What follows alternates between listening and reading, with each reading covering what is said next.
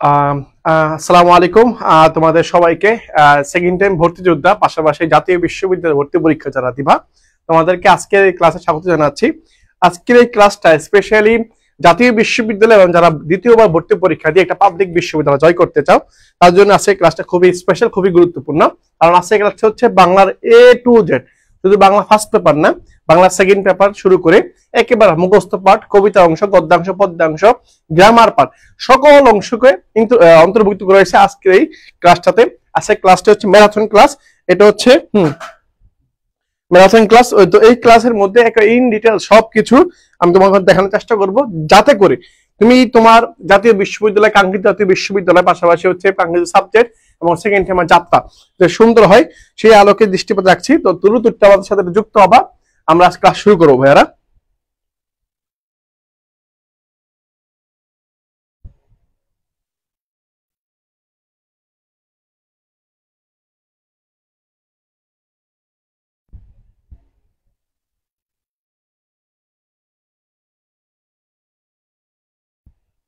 ওকে, ঠিক আছে, আশা করি সবকিছু ঠিকঠাক আছে।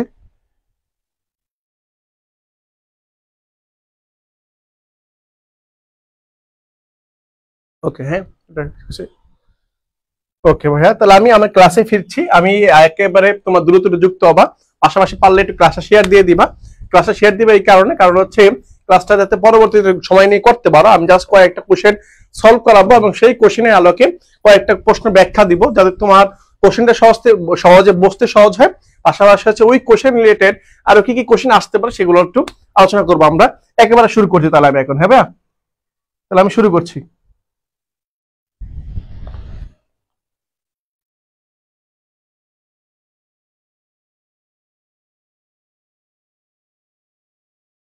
ওকে, তাহলে ভাই দেখো, খেয়াল করো এখানে যে বিষয়গুলো আছে। প্রথমে যাই, আমি প্রথমে বাংলার হচ্ছে যে বিষয়গুলো আছে, যেগুলো আলোচনা করতে হবে সেগুলো তোমাদের সাথে শেয়ার করব। তো বাংলার যে গদ্য পাঠ, অর্থাৎ আমি ব্যাকরণ পাঠ, হ্যাঁ ব্যাকরণ পাঠ, পাশাপাশি হচ্ছে বাংলা পদ্য প্লাস হচ্ছে গদ্য, এই পাঠগুলো পড়াবো। এর পাশাপাশি হচ্ছে আমি মুখস্থ যে পাঠটা আছে, হ্যাঁ মুখস্থ যে পাঠটা আছে, এই মুখস্থ পাঠটা তোমার দেখানোর চেষ্টা করব। মানে এক ক্লাসের মধ্যে A to Z, অর্থাৎ যা যা আছে, যা যা থাকা দরকার সবগুলো ইনক্লুড করা হয়েছে আজকের ক্লাসের মধ্যে। তো আশা করি আজকের এই ক্লাসটা করার পরে তুমি ফিল করবা যে বাংলা ব্যাকরণের সবগুলো টপিক টাচ করা হয়েছে এখানে। ঠিক আছে ভাইয়া? ওকে, তাহলে আমি প্রথম প্রশ্নে আসি এবং তোমরা যারা উত্তরগুলো পারবা তা উত্তর দেওয়ার চেষ্টা করবা। খেয়াল করো, এখানে বলেছে নজরুল। কি বলেছে? নজরুল শব্দটিতে কয়টি অক্ষর আছে? এখন অক্ষর জিনিসটা কি আর বর্ণ জিনিসটা কি আলাদা?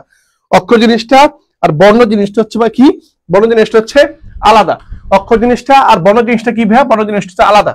হ্যাঁ, তো এই দুইটা জিনিসকে একটু আলাদা করতে হবে, বুঝাইতে হবে আমাকে। একটা হচ্ছে কি, একটা হচ্ছে বর্ণ, আর একটা হচ্ছে আমার অক্ষর, আর একটা কি, একটা অক্ষর। এখন এই দুইটা জিনিস তোমার সাথে কনফিউশন আসবে, আমি তোমাকে একটু ক্লিয়ার করে দিই। কিভাবে ক্লিয়ার করবো একটু খেয়াল করো। নজরুল শব্দটিতে কয়টা অক্ষর আছে?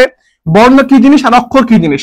বর্ণ হচ্ছে আমার ধ্বনির লিখিত রূপ। কি ভাইয়া? ধ্বনির লিখিত রূপ। ধ্বনির লিখিত রূপ হচ্ছে আমার বর্ণ। আর অক্ষর হচ্ছে আমার কি ভাইয়া? অক্ষর হচ্ছে আমার এমন জিনিস, যেই জিনিসটা হচ্ছে জাস্ট মানে আমি একটা শব্দকে কয় প্রয়াসে উচ্চারণ করতে পারি। আমার হচ্ছে আমার প্রয়াস মানে হচ্ছে দম, মানে কয় দম বা কতটুকু সময় লাগে উচ্চারণ করতে, এটা হচ্ছে আমার অক্ষর। আবার একটু সহজ করে বলি। মনে করো আমি বললাম আমব্রেলা। কি বলছি ভাইয়া? আমি বলছি আমব্রেলা। এখান থেকে তো এই আমব্রেলা শব্দটা উচ্চারণ করতে আমাকে কি কয়টা ভাগ করতে হয়েছে? তিনটা ভাগ হয়েছে আমার। আমব্রেলা, তিনটা ভাগ হয়েছে না? এই যে তিনটা প্রয়াস, তিনটা ভাগ, এগুলোকে বলা হয় অক্ষর। আর বর্ণ জিনিসটা কি ভাই? বর্ণ হচ্ছে ধ্বনি লিখিত রূপ। আমি মনে করে বললাম অ বলছে, এটা হচ্ছে আমার ধ্বনি। আর অটাকে যখন আমি বলবো লিখে দেখবো, লিখে দিব, তখন সেটা হচ্ছে বর্ণ। তাহলে বর্ণ আর অক্ষর পার্থক্যটা তো বুঝতে পারছো? পার্থক্যটা কি বুঝতে পারছো ভাইয়া? হ্যাঁ, পার্থক্যটা বুঝতে পারছো।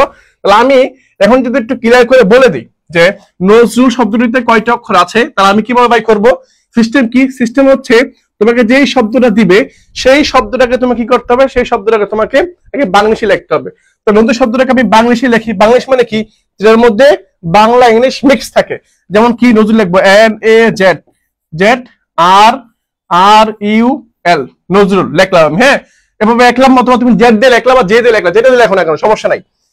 নজরুল লেখার পরে এখন আমার সবচেয়ে গুরুত্বপূর্ণ ব্যাপার সেবার হচ্ছে এই যে এখানে তুমি দেখবা এই শব্দটা যখন তুমি বাংলিশে লিখবা, তাহলে প্রথম স্টেপ কি আমার? প্রথম আমার স্টেপ হচ্ছে বাংলিশ। কি করব? Sorry, Banglish. হ্যাঁ, বাংলিশে লিখতে হবে। প্রথম স্টেপ বাংলিশে লিখতে হবে। আমার সেকেন্ড স্টেপ হচ্ছে বাংলিশে লেখার পরে কয়টা ভাওয়েল আছে ভাওয়েল কাউন্ট করতে হবে। ভাওয়েল কাউন্ট করতে হবে, কয়টা ভাওয়েল আছে সেই ভাওয়েল কাউন্ট করতে হবে। এখন খেয়াল করো, আমি প্রথম স্টেপ কি বাংলিশে লিখছি। হ্যাঁ, বাংলিশে লেখা আমার শেষ, লিখে ফেলছি। এই নজরুল শব্দটাকে বাংলা থেকে আমি বাংলিশে লিখছি। লেখার পর আমাকে কি করতে হবে? ভাওয়েল কাউন্ট করতে হবে আমাকে। এখন দেখো তো ভাওয়েল কয়টা আছে? এই যে একটা, এই যে একটা, নজরুল দুইটা আছে ভাওয়েল। আমার ভাওয়েল কয়টা ভাইয়া? ভাওয়েল হচ্ছে 5টা। একটা হচ্ছে এ, ই, আই, ও, ইউ। এই 5টা হচ্ছে আমার ভাওয়েল। এই 5টার মধ্যে দুইটা এখানে আছে, একটা দুইটা। তাহলে মানে এখন যতটা ভাওয়েল ততটা অক্ষর। এখন ভাওয়েল কয়টা? দুইটা। তাহলে অক্ষর কয়টা? দুইটা। শেষ। তাহলে আমার অক্ষর কয়টা? দুইটা। একেবারে ইজি। অক্ষর কয়টা আমার? দুইটা। হ্যাঁ, তাহলে পারবা, আশা করি পারো ভাইয়া। তাহলে এটা ঠিক আছে ভাইয়া। তাহলে আমার অক্ষর এখানে কয়টা আসতেছে? দুইটা। প্রিয় ভাইরা, আমাকে একটু দেখে কে উত্তর দিয়েছো একটু আমি দেখবো। হ্যাঁ, আমি দেখবো যে কে উত্তর দিয়েছ। ওকে, আমার সাথে অনেক উত্তর দিয়েছো। বাবা বাবা, হ্যাঁ, অনেক উত্তর দিয়ে দিস অলরেডি। তাহলে আমি যেটা পাইছি, হ্যাঁ, আমি যেটা পাইছি সেটা কি? হ্যাঁ, দুইটা। বাংলিশ, হ্যাঁ ভাই বলছে বালিশ। তাহলে সঠিক উত্তর হচ্ছে দুইটা। কয়টা ভাইয়া? দুইটা। এখন মনে করো নজরুল বাদ দিয়েছে, নজরুল দেয় নাই কেন? নজরুল পরীক্ষায় দেয় নাই। পরীক্ষায় যেটা দিতে পারে সেটা কিরকম জানো? সেটা হচ্ছে বৈষম্য। মনে করো পরীক্ষায় বলছে বৈষম্য, হ্যাঁ, বা এরকম মনে করো এইভাবে লেখছে বৈষম্যটা, সরি, হ্যাঁ, বৈষম্য, হ্যাঁ, বৈষম্য বলছে, মনে করো বৈষম্য। এই যে বৈষম্য, এই শব্দটা মনে করো পরীক্ষা দিয়েছে তোমাকে। হ্যাঁ, পরীক্ষা দেওয়ার পরে বলছে যে বৈষম্য যে শব্দটা আছে, এই শব্দটার মধ্যে কয়টা ভাওয়েল আছে বাড়ি করো। পরীক্ষা বলছে বৈষম্য বিরোধী, বলো না, বৈষম্য শব্দটা বলছে। হ্যাঁ, আমাকে বলতে হবে যে বৈষম্য শব্দের মধ্যে কয়টা ভাওয়েল আছে। কয়টা ভাওয়েল আছে দ্যাট মিন্স ততটাই তো অক্ষর হবে আমার। হ্যাঁ, ভাওয়েল যতটা আছে ততটা অক্ষর আমার। তাহলে আমাকে একটু বলতে হবে এখানে অক্ষর কয়টা, এখানে আমার অক্ষর কয়টা। এখন খেয়াল করো ভাইয়া, এখানে একটু খেয়াল করতে হবে। আমি যেখানে তোমার বুঝাই দিচ্ছি। এখন যদি আমি বৈষম্য বলা হয়, বৈষম্য যদি বলা হয়, তাহলে আমি এখন অক্ষর বা কিভাবে করবো? আমার প্রথম কাজ হচ্ছে এইগুলোকে আমার কি করতে হবে? এগুলোকে আমাকে বাংলিশে ট্রান্সফার করতে হবে। করি আমি বাংলিশে ট্রান্সলেট করি। বৈষম্যকে যদি আমি লিখি, বৈষম্য বি ও আই, বই, এস এইচ ও এম, বৈষম, এম ডাবল এম হচ্ছে ও, বৈষম্য আমি লিখলাম। কারণ আমি বৈষম্য লিখছি ভাইয়া, আমি লিখে বলছি, তুমি লিখলা বি দিয়ে, সমস্যা নাই। আমি বি এস এইচ দিছি, এখানে কোনো সমস্যা নাই। তুমি এস দিয়ে করতে পারো, কোনো সমস্যা নাই। আমি এম দুইটা দিছি, তুমি একটা দাও, সমস্যা নাই। কিন্তু এখানে যে বৈষম্য লিখছি, লেখার পরে এখানে ও একটা, আই একটা, ঠিক আছে, এখানে একটা ভাওয়েল আছে, এখানে একটা ভাওয়েল আছে। তাহলে মানে ভাওয়েল কয়টা পাইলাম ভাই? আমি 4টা পাইছি। কয়টা? আমি 4টা ভাওয়েল পাইছি। আমি 4টা ভাওয়েল পাইছি। এখন আমি এই যে 4টা ভাওয়েল পাইছি, অক্ষর কয়টা আমার হবে? 4টা হবে। আমাকে 4টা হবে। বৈষম্য যদি লিখছি, আমি বৈষম্য লিখছি, বৈষম্য লেখার পরে ভাওয়েল 4টা আসছে, কিন্তু অক্ষর 4টা হবে না। অক্ষর 4টা হবে না, অক্ষর হবে 3টা। এখন প্রশ্ন হতে পারে ভাইয়া ভাওয়েল 4টা অক্ষর 3টা কেন? কারণ হচ্ছে এই যে দুইটা ভাওয়েল যখন পাশাপাশি থাকবে, দুইটা ভাওয়েল যখন আমার কি থাকবে? পাশাপাশি থাকবে, তখন সেটাকে আমরা কাউন্ট করবো একটা। কি করবো ভাইয়া? সেটা কাউন্ট করবো কয়টা? একটা কাউন্ট করবো। তাহলে আমি তোমাকে বুঝাতে পারছি ভাইয়া, আমি বুঝাতে পারছি ভাইয়া। যখন দেখবা দুইটা ভাওয়েল, দুইটি ভাওয়েল, হ্যাঁ, দুইটি ভাওয়েল যখন দেখবা, দুইটি ভাওয়েল যখন পাশাপাশি থাকবে, হ্যাঁ, পাশাপাশি যখন থাকবে, তখন কয়টা করা হবে? কাউন্ট করা হবে, একটি কাউন্ট করা হবে। যখন দুইটা পাশাপাশি থাকবে তখন একটা কাউন্ট করা হবে, শেষ। তাহলে বৈষম্য কয়টা হবে? বৈষম্যের মধ্যে ও আই একসাথে ছিল, তার মানে একটা কাউন্ট করা হবে। তাহলে বৈষম্যের মধ্যে আমার অক্ষর কয়টা হবে? 3টা। আছে 4টা ভাওয়েল, উত্তর হবে 3টা অক্ষর।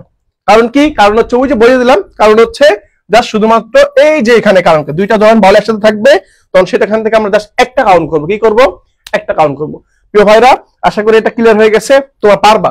এর পরবর্তী প্রশ্নে আমি আসি ভাই। দেখো, হ্যাঁ, উত্তর সঠিক উত্তর হচ্ছে দুইটা উত্তর পাইছি আমরা। এখানে আসে এটা, উচ্চারণ স্থান অনুযায়ী কুষ্ঠ ধ্বনি কোনটি? খেয়াল করতে হবে, আগে তোমাকে প্রশ্ন বসতে হবে, তাহলে তুমি উত্তর করতে পারবা। উচ্চারণের স্থান কয়টা ভাই? আমরা জানি 5টা আছে। কয়টা? 5টা। কি কি আছে? একটা হচ্ছে কণ্ঠ, একটা হচ্ছে তালব্য, একটা হচ্ছে তালব্য, একটা হচ্ছে মূর্ধা আছে, হ্যাঁ, মূর্ধা আছে। আর একটা কি? আর একটা হচ্ছে দন্ত আছে, দন্ত মানে দাঁত। আর একটা হচ্ছে উষ্ঠ, আর একটা কি? উষ্ঠ। এই 5টা আমরা পাই, এখন কণ্ঠ মানে তো কণ্ঠ বোঝো, তালব্য মানে তালু বোঝো, মূর্ধন্য মানে হচ্ছে মাঝখানে যে অংশটা, এটা বোঝো, দন্ত মানে হচ্ছে দাঁত, এটা বোঝো। বাট উষ্ঠ মানে কি? উষ্ঠ মানে জিনিসটা কি? উষ্ঠ হচ্ছে ভাইয়া সহজ বাংলা হচ্ছে ঠোঁট। কি ভাইয়া? উষ্ঠ মানে হচ্ছে আমার ঠোঁট, শেষ। এটা তুমি মনে রাখতে পারলে তোমার হয়ে যাবে। উষ্ঠ মানে কি? উষ্ঠ মানে হচ্ছে আমার ঠোঁট। এখন উষ্ঠ মানে যদি ঠোঁট হয়ে থাকে, এখন আমি তোমাকে কিচ্ছু শেখাবো না, এখানে যে 4টা অপশন দেওয়া আছে না ভাইয়া, 4টা অপশন দেওয়া আছে, 4টা অপশনের মধ্যে কোন অক্ষরগুলা, কোন বর্ণগুলা উচ্চারণ করার সময় তোমার ঠোঁট লাগবেই, মানে ঠোঁট ছাড়া তুমি পারবা না, তো ঠোঁট ছাড়া পারা যায়, ক ঠোঁট লাগেই না, যার ঠোঁট নাই সে উচ্চারণ করতে পারবে, ঠ পারবে। কিন্তু এই যে দেখো তো প, এই ফ, এই ব, এই ম, এই বহ, এই ম, এইগুলো উচ্চারণ করতে কি ঠোঁট লাগে কিনা? লাগে। এখন মনে করো আমার ঠোঁট আমি ধরে রাখলাম, আমি উচ্চারণ করবো প, আমি কি উচ্চারণ করবো? প উচ্চারণ করবো, হয় না, হয় না, বুঝছো? প শরীর উচ্চারণ করতে পারবে না। তুমি ধরো, তুমি তোমার ঠোঁটকে ধরে রাখো, দুইটা একসাথে মিলতে দিবা না, তুমি তোমার ঠোঁটকে ধরে রাখো, প উচ্চারণ করো, জীবন উচ্চারণ করতে পারবে না। ফ উচ্চারণ করো, পারবা না। ব উচ্চারণ করো, পারবা না। ম উচ্চারণ করো, পারবা না। কারণ পারবা না কি? কারণ হচ্ছে এইগুলো উচ্চারণ করার জন্য আমার কি লাগে? ঠোঁট লাগে, মানে ঠোঁটের স্পর্শ লাগবে এখানে। ঠোঁট ছাড়া তুমি এগুলো উচ্চারণ করতে পারবা না, ঠিক আছে? তাহলে তোমার অবশ্যই এগুলো লাগবে, এগুলো ছাড়া তুমি পারবা না।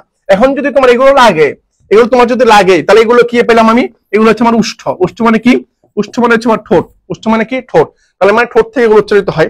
ক্লিয়ার? এটা আমি বুঝে ফেলছি, এটা আমার কোনো সমস্যা নাই। কিন্তু পরীক্ষায় এইভাবে প্রশ্ন না যদি এটা বলে যে আচ্ছা বলো তো দেখি, শিশুরা পরীক্ষায় বলছে শিশুরা প্রথম কোন ধ্বনিগুলো উচ্চারণ করা শিখে। পরীক্ষা এটা তোমাকে দিয়েছে, মনে করো একটা বাচ্চা শিশু যার দাঁত হয় নাই, যে সদ্য শিশু যার বয়স মাত্র হচ্ছে 6 মাস, এরকম শিশু সবার আগে এখানে যে শব্দগুলো দেওয়া আছে এগুলোর মধ্যে সবার আগে সে উচ্চারণ করবে কোনগুলা? তোমার যদি কমন সেন্স থাকে তুমি উত্তর পারবা। হ্যাঁ, এখন দেখো এটা মানে একটা শিশু, তার কি নাই? দাঁত নাই, তার মানে তার দন্ত বর্ণগুলো উচ্চারণ করতে পারবে না। দন্ত মানে কি? ত, থ, দ, দহ, এগুলো হচ্ছে দন্ত, এগুলো হচ্ছে দন্ত বর্ণ, মানে দাঁত দিয়ে উচ্চারিত হয়। তাহলে সে এগুলো পারবে না, কারণ তার দাঁত হয় নাই। কিন্তু একটা শিশু, সকল শিশু, সে ছেলে হোক সে মেয়ে হোক, সবার ঠোঁট থাকে। সে সাদের ঠোঁট থাকে, দেখবে একটা বাচ্চা তখন কি বলে? তখন দেখবা এরা উচ্চারণ করে মা বা মাম্মি, পাপ্পা, মাম্মা, বাবা, দেখবে এগুলো বলে। সে কখনোই বলবে না কাকা, বলবে না। সে সবার আগে কি বলবে? সে সবার আগে বাবা বলবে, কাকা পরে বলবে, বুঝছো? সে সবার আগে কি বলবে? কাকা বলবে, সরি বাবা বলবে, পরে কি মা বলবে, পরে মাম বলবে, হ্যাঁ মাম্মি বলবে। কারণ কি? মাম্মি, পাপ্পা বলবে, হ্যাঁ ফুল বলবে, হ্যাঁ বল বলবে, এগুলো উচ্চারণ করবে আগে শিখি। কারণ কি? এই যে শব্দগুলো আগে প, ফ, ব, ব, ম, এই শব্দগুলো একটা শিশু আগে, তুমি আমি যখন ছোট ছিলাম তখন আমরা কি বলে আগে শিখছি? মা বলা শিখছি, হ্যাঁ আগে বাবা বলা শিখছি, পরে দেন ফুল টুল এগুলো শিখছি আমরা, বুঝছো? তাহলে এটা শিশু, হ্যাঁ এটা শিশু প বর্গে আগে শিখে, তাহলে হ্যাঁ আগে মা বলবে। তাহলে সঠিক উত্তর হচ্ছে আমার বি নাম্বারটা। তাহলে উচ্চারণ স্থান অনুযায়ী উষ্ঠ ধ্বনি কোনগুলা? এগুলো হচ্ছে আমার এইগুলা। তাহলে মনে থাকবে তোমাদের মনে থাকবে আশা করি। এরপরে আসি এটা দেখি, এরপরে কি আছে আমাদের? হ্যাঁ এরপর আবার আছে এই যে সৎ যোগ চিন্তা মিলিয়ে কোন শব্দ তৈরি হয়, মানে সন্ধি থেকে আসছে। এটা কোথেকে আসছে ভাইয়া? এটা আবার সন্ধি থেকে আসছে। এখন আমাকে বলতে হবে সৎ যোগ চিন্তা যখন হবে, এখন একটু খেয়াল করতে হবে তোমাকে, যখন দেখবা ডাবল ব্যঞ্জন, ডাবল ব্যঞ্জন আছে, তখন কি একটা পরিবর্তে খণ্ডত হয়। কি হয়? একটা পরিবর্তে খণ্ডত হয়। আমি আবার বলে দিচ্ছি, যখন দেখবা ডাবল ব্যঞ্জন, কি ব্যঞ্জন? ডাবল ব্যঞ্জন। যেমন দেখো আমি আবার ক্লিয়ার করে, যেমন উড্ডিন বললাম, উড্ডিন, কি বললাম? উড্ডিন, হ্যাঁ উড্ডিন বললাম, হ্যাঁ উড্ডিন। পরে বললাম কি? পরে বললাম যে ঝঞ্ঝার বা জন্ম, এরকম বললাম। এই যে উড্ডিন বলছি না ভাইয়া, উড্ডিনের মধ্যে খেয়াল করো তো ড দুইটা আছে না, ডাবল ব্যঞ্জন আছে। যখন দেখবা ডাবল ব্যঞ্জন আছে তখন তার একটা পরিবর্তে কি হবে? খণ্ডত হবে। এখন যেহেতু এখানে খণ্ডত আছে, তার মানে এখানে ডাবল ব্যঞ্জন ছিল, তার মানে এখানে খণ্ডত আছে, তার মানে এখানে কি ছিল? এখানে যখন যুক্ত বর্ণ ছিল, মানে একসাথে যখন ছিল তখন ডাবল ব্যঞ্জন ছিল। এখন দেখো তো ডাবল ব্যঞ্জন কোথায় আছে? এখানে আছে, এখানে আছে। এখন সৎযোগ চিন্তা একসাথে বলে কি হয়? সৎচিন্তা, সঠিক সিদ্ধান্ত, শুদ্ধি চিন্তা, সঠিক চিন্তা না সত্য চিন্তা? হ্যাঁ সৎচিন্তা। এই যে সঠিক উত্তর হচ্ছে এই যে আমার এ নাম্বারটা। এটা সন্ধি একটা ভাই। এখন এটা কোন সন্ধি ভাই? এটা হচ্ছে ব্যঞ্জন সন্ধি। হ্যাঁ এটা হচ্ছে আমার কি সন্ধি? ব্যঞ্জন সন্ধি। হ্যাঁ ব্যঞ্জন সন্ধি। ওকে, উত্তর আমি পেয়ে গেছি ভাই, আমি উত্তর পেয়ে গেছি, ঠিক আছে? আমি উত্তরটা পেয়ে গেছি। ওকে, সঠিক উত্তর হচ্ছে এ নাম্বার। দেখি তো উত্তরটা সঠিক আছে। হ্যাঁ, সঠিক উত্তর হচ্ছে এ নাম্বারটা। ওকে ভাইয়া, তোমাদের সাথে আমি উত্তর করবো আগে। আমিও জানি না পরবর্তী উত্তর কি আছে, আমিও জানি না পরবর্তী স্লাইডের উত্তর কি আছে, এটা আমি জানি না, বাট তোমাদের সাথে আমি উত্তর করবো। হ্যাঁ, দেখবো হবে কিনা। ওকে, এই যে এখন মিলে গেছে, উড প্লাস ডিন, উড প্লাস ডিন। এখন আমাকে বলতে হবে, হ্যাঁ আমাকে বলতে হবে উড প্লাস ডিন। এই যে উড প্লাস বলে কি বলছে, ডিন বলছে, ডিন, উড প্লাস ডিন। এটাকে বলছিলাম না, যখন দেখবে খন্ড তো আছে, যখন দেখবে খন্ড তার মানে কি ডাবল ব্যঞ্জন। হ্যাঁ, ডাবল কি হবে, ব্যঞ্জন, ডাবল ব্যঞ্জন হবে। হ্যাঁ, এবার মিলে মনে রাখবা তাহলে কি, হ্যাঁ হ্যাঁ ডয় তাহলে বুঝতে পারো। তাহলে ডাবল ব্যঞ্জন তাহলে কি হবে, ডাবল ব্যঞ্জন মানে যুক্ত ব্যঞ্জন, যা সহজ করতে হচ্ছে যুক্ত, আবার একই রকম সেম বর্ণ হইতে হবে, তখন কি হবে, একটু খণ্ডতে হবে। এখন দেখো তো খণ্ডত আছে, তার মানে ড দুইটা আছে, তাহলে উত্তর কি হবে, এই যে উড ডিন হবে, এইটা সঠিক উত্তর। এখানে আমার দেখাচ্ছে এই নাম্বার সঠিক উত্তর, এখানে আমার সঠিক উত্তর হচ্ছে এই নাম্বারটা। তাহলে প্রিয় ভাইরা পারতেছো না ভাইয়া, পারতেছো কিন্তু, হ্যাঁ পারতেছো তোমরা। ওকে, এরপরে দেখি কি আছে ভাইয়া, এরপর আমাদের কি আছে, এরপর আমাদের আছে বাংলা সন্ধি কয় প্রকার। বাংলা সন্ধি কয় প্রকার, এটা পরীক্ষায় প্রশ্ন মাঝে মধ্যে আসে, এবং দেখবে একেবারে সহজ সহজ কোশ্চেন মাঝে মধ্যে পরীক্ষা দিয়ে দেয়। আর জাতীয় বিশ্ববিদ্যালয় তো বলতে পারি না, এসব করতে একেবারে বসে এই সহজ প্রশ্ন তুমি পাবা ইনশাল্লাহ। তো বাংলা সন্ধি কয় প্রকার এমন হইতে পারে, একেবারে গত বছর যেমন এই বছর যেমন আমাদের ক্লাসগুলো থেকে পরীক্ষা প্রশ্ন আসছে, একটা ভিডিও সহ তোমাদের দিয়ে দিয়েছিলাম, যেমন এবারও হয়তো দিয়ে দিতে পারবো ইনশাল্লাহ, আমাদের কনফিডেন্স আছে, আমরা দিতে পারবো সমস্যা তোমাদেরকে। তাহলে দেখো এই যে এখানে বাংলা সন্ধি কয় প্রকার, সন্ধি জিনিসটা কি, সন্ধি শব্দ হচ্ছে মিলন। বাংলা সন্ধি প্রধানত দুই প্রকার, কয় প্রকার মনে রাখবা, বাংলা সন্ধি প্রধানত কয় প্রকার, দুই প্রকার। বাংলা সন্ধি কয় প্রকার, দুই প্রকার। বাংলা সন্ধি প্রধানত দুই প্রকার। হ্যাঁ, ওকে, সন্ধি প্রধানত কয় প্রকার, দুই প্রকার। একটা হচ্ছে বাংলা, একটা হচ্ছে বাংলা সন্ধি বাংলা, আর একটা হচ্ছে তৎসম, আরটা কি, আরটা হচ্ছে তৎসম। একটা বাংলা, একটা তৎসম। তাহলে সন্ধি কয় প্রকার বলছি ভাই, সন্ধি হচ্ছে আমার দুই প্রকার, একটা হচ্ছে বাংলা, একটা তৎসম। এখন আসি, এই বাংলা সন্ধি আবার দুই প্রকার, কয় প্রকার, দুই প্রকার। একটা হচ্ছে স্বর, একটা হচ্ছে স্বর, আর একটা কি, আর একটা হচ্ছে ব্যঞ্জন, একটা ব্যঞ্জন। এই তৎসম সন্ধি আবার কয় প্রকার, তিন প্রকার। তৎসম সন্ধি কয় প্রকার, তিন প্রকার। এখানেই পাঁচটা লাগাবো তোমরা, তোমাদের সমস্যাটা এখানেই হবে যে সন্ধি দুই প্রকার, ঠিক আছে, সন্ধি দুই প্রকার, ঠিক আছে, কিন্তু যদি বলা হয় তৎসম সন্ধি কয় প্রকার, তাহলে উত্তর হবে তিন প্রকার। কয় প্রকার, তিন প্রকার। তখন তৎসম সন্ধি কয় প্রকার, তিন প্রকার। তাহলে পরীক্ষা যদি আসে সন্ধি কয় প্রকার, দুই প্রকার, বাংলা সন্ধি কয় প্রকার, দুই প্রকার, কিন্তু তৎসম সন্ধি কয় প্রকার, তিন প্রকার। তৎসম সন্ধি তিন প্রকার কি কি ভাইয়া, একটা হচ্ছে স্বর সন্ধি, স্বর, একটা হচ্ছে ব্যঞ্জন, আর একটা হচ্ছে বিসর্গ সন্ধি। হ্যাঁ, বিসর্গ সন্ধি। এটা কি কি বললাম, তাহলে আমি কি কি বলছি আবার একটু সামারি করে যদি তোমার কি শোনাই দেই, তাহলে কি বলছি, সন্ধি আমার দুই প্রকার, কি কি, একটা হচ্ছে বাংলা, আরটা কি, আরটা তৎসম, আরটা কি, আরটা হচ্ছে তৎসম। ওকে, বাংলা সন্ধি আবার দুই প্রকার, একটা স্বর, একটা ব্যঞ্জন। তৎসম সন্ধি আবার তিন প্রকার, কি কি, একটা স্বর সন্ধি, একটা ব্যঞ্জন সন্ধি, একটা হচ্ছে বিসর্গ সন্ধি। স্বর সন্ধি, ব্যঞ্জন সন্ধি, আর হচ্ছে বিসর্গ সন্ধি। এই তিন প্রকার নিয়ে হচ্ছে তৎসম সন্ধি। ঠিক আছে ভাইরা, ওকে ঠিক আছে, বুঝতে পারছো, বুঝতে পারো। তাহলে আমরা সন্ধি কয় প্রকার প্রশ্ন বলা হয়েছে, তাহলে উত্তর হচ্ছে দুই প্রকার। উত্তর হচ্ছে আমার এ নাম্বারটা, উত্তর হচ্ছে আমার এ নাম্বার। ক্লিয়ার হয়ে গেছে ভাইয়া, ঠিক আছে, হ্যাঁ ব্যঞ্জন, ঠিক আছে। ওকে, পরবর্তী আসি, দেখি পরবর্তী বলছে ভাগীরথী নদী কোথায় অবস্থিত। ওরে বাপরে বাপ, ভাগীরথী নদী একটা, এই ভাগীরথী নদীর সাথে একটা ঐতিহাসিক কাহিনী আছে, একটা ঐতিহাসিক কাহিনী আছে। সেই কাহিনীটা কোথায় দেখবো আমরা, সেই কাহিনীটা হচ্ছে এই ভাগীরথী নদীতে তোমার হচ্ছে যুদ্ধ হয়েছিল, কোন ভাগীরথী নদীতে যুদ্ধ হয়েছিল। সেটা কোথায়, দিল্লিতে না, দিল্লিতে হয় নাই, কলকাতায়, দক্ষিণাত্যে, নাকি হচ্ছে মুর্শিদাবাদে। তোমার যারা লালসাল উপন্যাস, সরি সিরাজুল নাটক পড়ছো, নাটক সম্পর্কে যারা টুকিটাকি জানো, তারা হয়তো ভালো বলতে পারবে এটা। হ্যাঁ, এটা কোন জায়গায় হবে। ওকে ভাইয়া, তাহলে আমি কি পাচ্ছি, ভাগীরথী নদী। ভাগীরথী নদী কোথায় অবস্থিত ভাইয়া, ভাগীরথী নদীর সঠিক উত্তর হচ্ছে আবার কোনটা, মুর্শিদাবাদে নাকি কলকাতায়।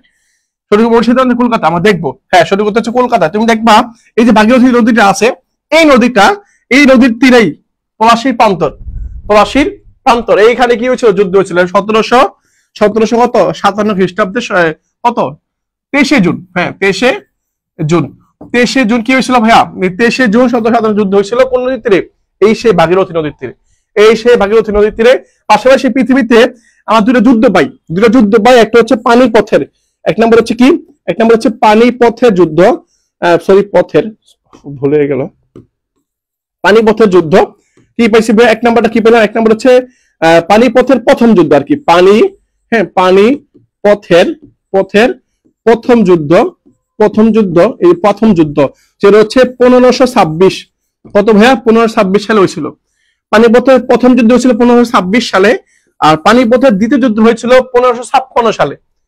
তাহলে 1526 সালে হচ্ছে কি প্রথম যুদ্ধ, আর 1556 সালে হয়েছিল পানিপথের দ্বিতীয় যুদ্ধ, যেটা আকবর আর হিমুর মধ্যে হয়েছিল। আর পানিপথের প্রথম যুদ্ধটা হয়েছিল বাবর আর হচ্ছে ইব্রাহিম লোদির মধ্যে হয়েছিল। ঠিক আছে, ইব্রাহিম লোদির মধ্যে হয়েছিল।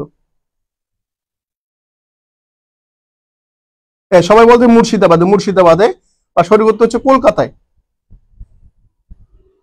ওকে, এরপর আসি, দেখো এরপরে দেখি বিলাসী গল্পে কোন রোগের উল্লেখ আছে।